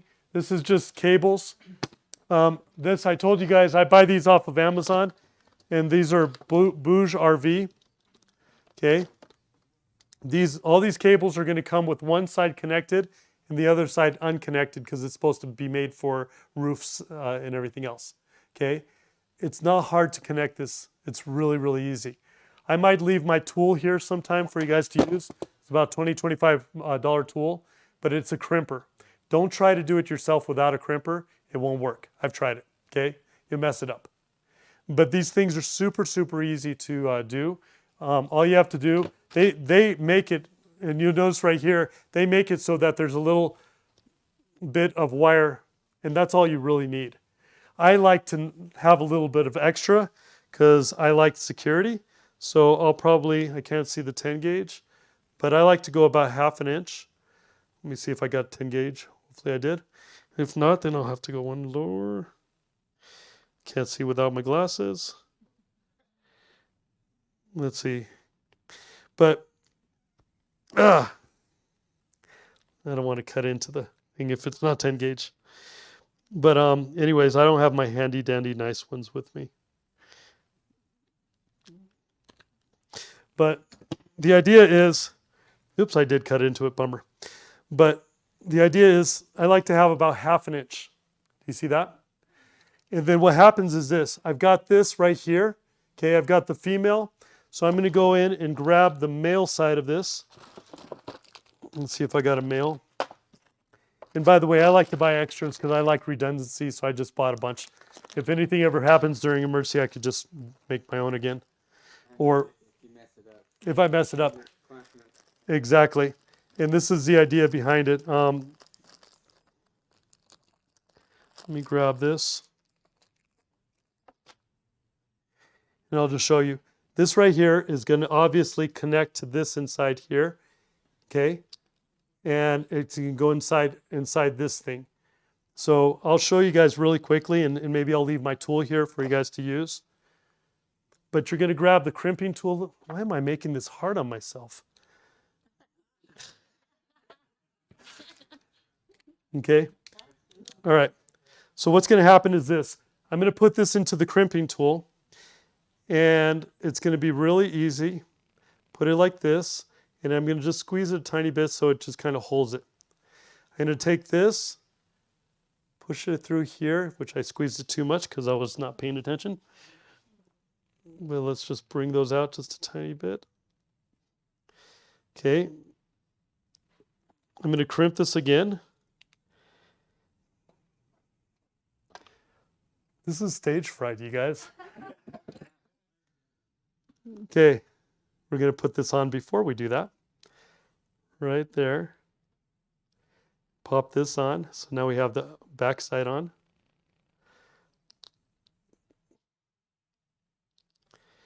Okay, super easy. I'm going to take this, put it back in here, and I'm going to show my workers how to do this so that if I do leave this tool here, you guys don't have to go buy one.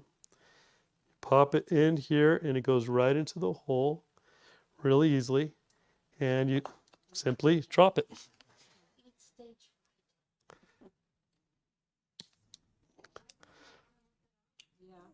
Because this is built for people who want to change the length or whatever else. So that thing is on. That crimper makes it so this doesn't fly. If you try to bend it down with your own pliers, it'll fall off. Trust me. Okay. Once you have this done, when you take this thing and pop it in here, once you hear a click, you're not getting it back out. Hear that click? It's not coming back out. You have to cut this thing and throw it away. Okay. So now that I got that on there, I can squeeze this back up here. I can take this right here and did I just go the wrong way? Nope, I didn't. Pop it on here, and all I have to do is just screw it on, and it's good to go. Let me pop that on. And it is good to go. Now there's these tools that they have that make it a lot easier to screw on. And if you get these right here online, let's see if I have two of them right here. I don't know if I have my second one. Grab one. These two are pretty awesome because you can actually pop it on here, and you can actually pop it on here, and it'll keep going until you hear a click. When you hear the click, it's done. Okay, so keep going. You hear that click? Okay, so that means it's done. It's connected.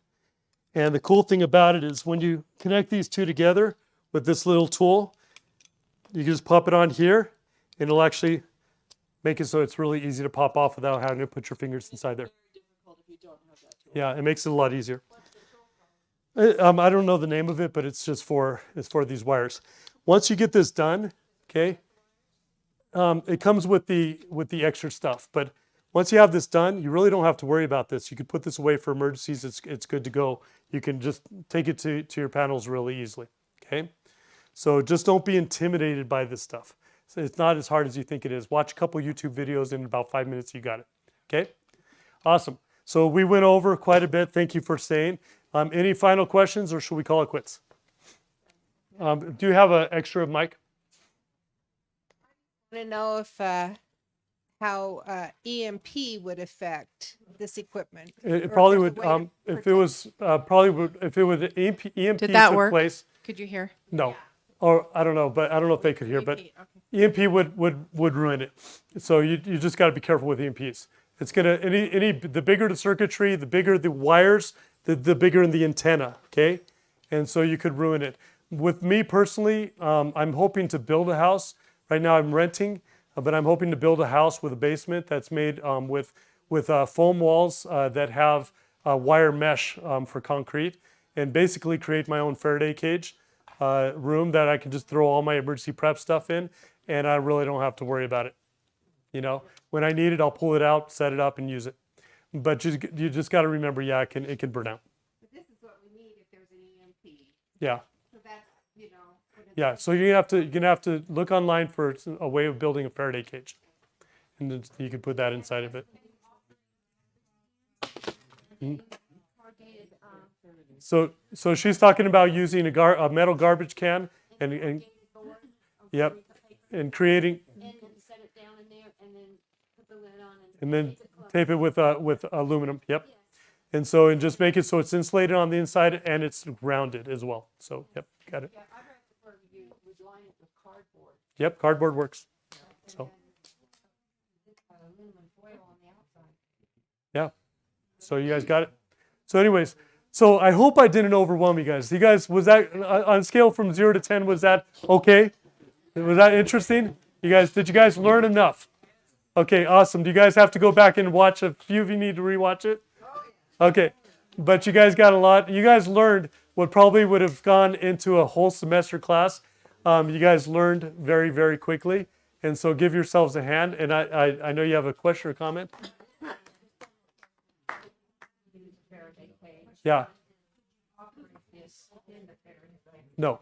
I mean, you could, but you don't want to, you know?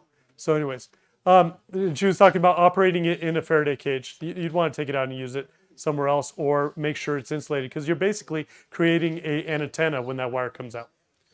Okay. So I don't know them because they change all the time. They give us deals and then we go along with the deals. But if you talk to our workers, you can find out the prices of all this. If we're going to do this again, does anybody want us to buy more stuff? Because we have to do a group buy every time because we don't have the cash flow to buy all the stuff. Does anybody else want any of this stuff right here or any of the batteries or anything else? Do we need another group buy? Let me see hands of people that are interested. Okay. So it gives me a little feel. Got about 7, 8, 9, 10 people. Okay, awesome. All right, let's go ahead and wrap it up for everybody to go, and then I can help you out. But anyways, you guys, thank you so much for being here.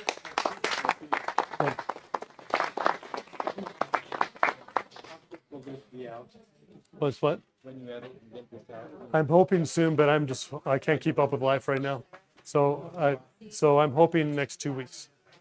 So, but I'll try to get it out hopefully early. You're welcome.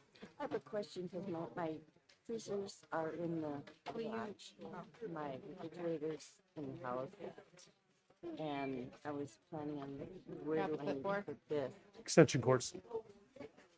I have a. We're from my garage. Thank you. Sure. Yeah. Just get extension cords and run the extension cords from this to wherever you need We to. have some Harvest Right mylar bags on. I opened up my instructions. Thank you. And it showed your. Thank you. circuit Oh, board shock you. panel, and then it had another jumper coming out of your main line into another. Thank you. Box. All right. Have a good Like night. this, Thank you. like this to this. No, it was like your AC panel with all of your fuse boxes, with all your fuses. It has the hop coming in and black and the red wires coming in. Then it had a diagram in the Bluetti instructions that said that you take a wire from that and jump it into another box that is designed for the Bluetti, where it's completely separate. No, from because you have the power. I'm not sure. I have to take a look at what you're saying. Yeah. I'm not sure what it is. And that's why I was wondering if that's what you were talking Yeah. about. That's it. Yeah. Thank you. Oh, Have you a guys, keep everything. I totally forgot. If anybody wants any hats or shirts, grab them. So here's a bunch of hats right here. Yeah, and we got a bunch of shirts. And there you go. Anybody else wants hats? Hats. There's a hat for you. Hat. And one more hat. Okay, there you go. Okay, and the shirts, go ahead and grab them. Stephen Wright, my name. May I speak with you sometimes? Thank you much. Thank you. Mhm. And can we connect when you're not What? busy? Yeah, yeah. Give you that. And, Connect and to talk about the electric or everything about business and helping you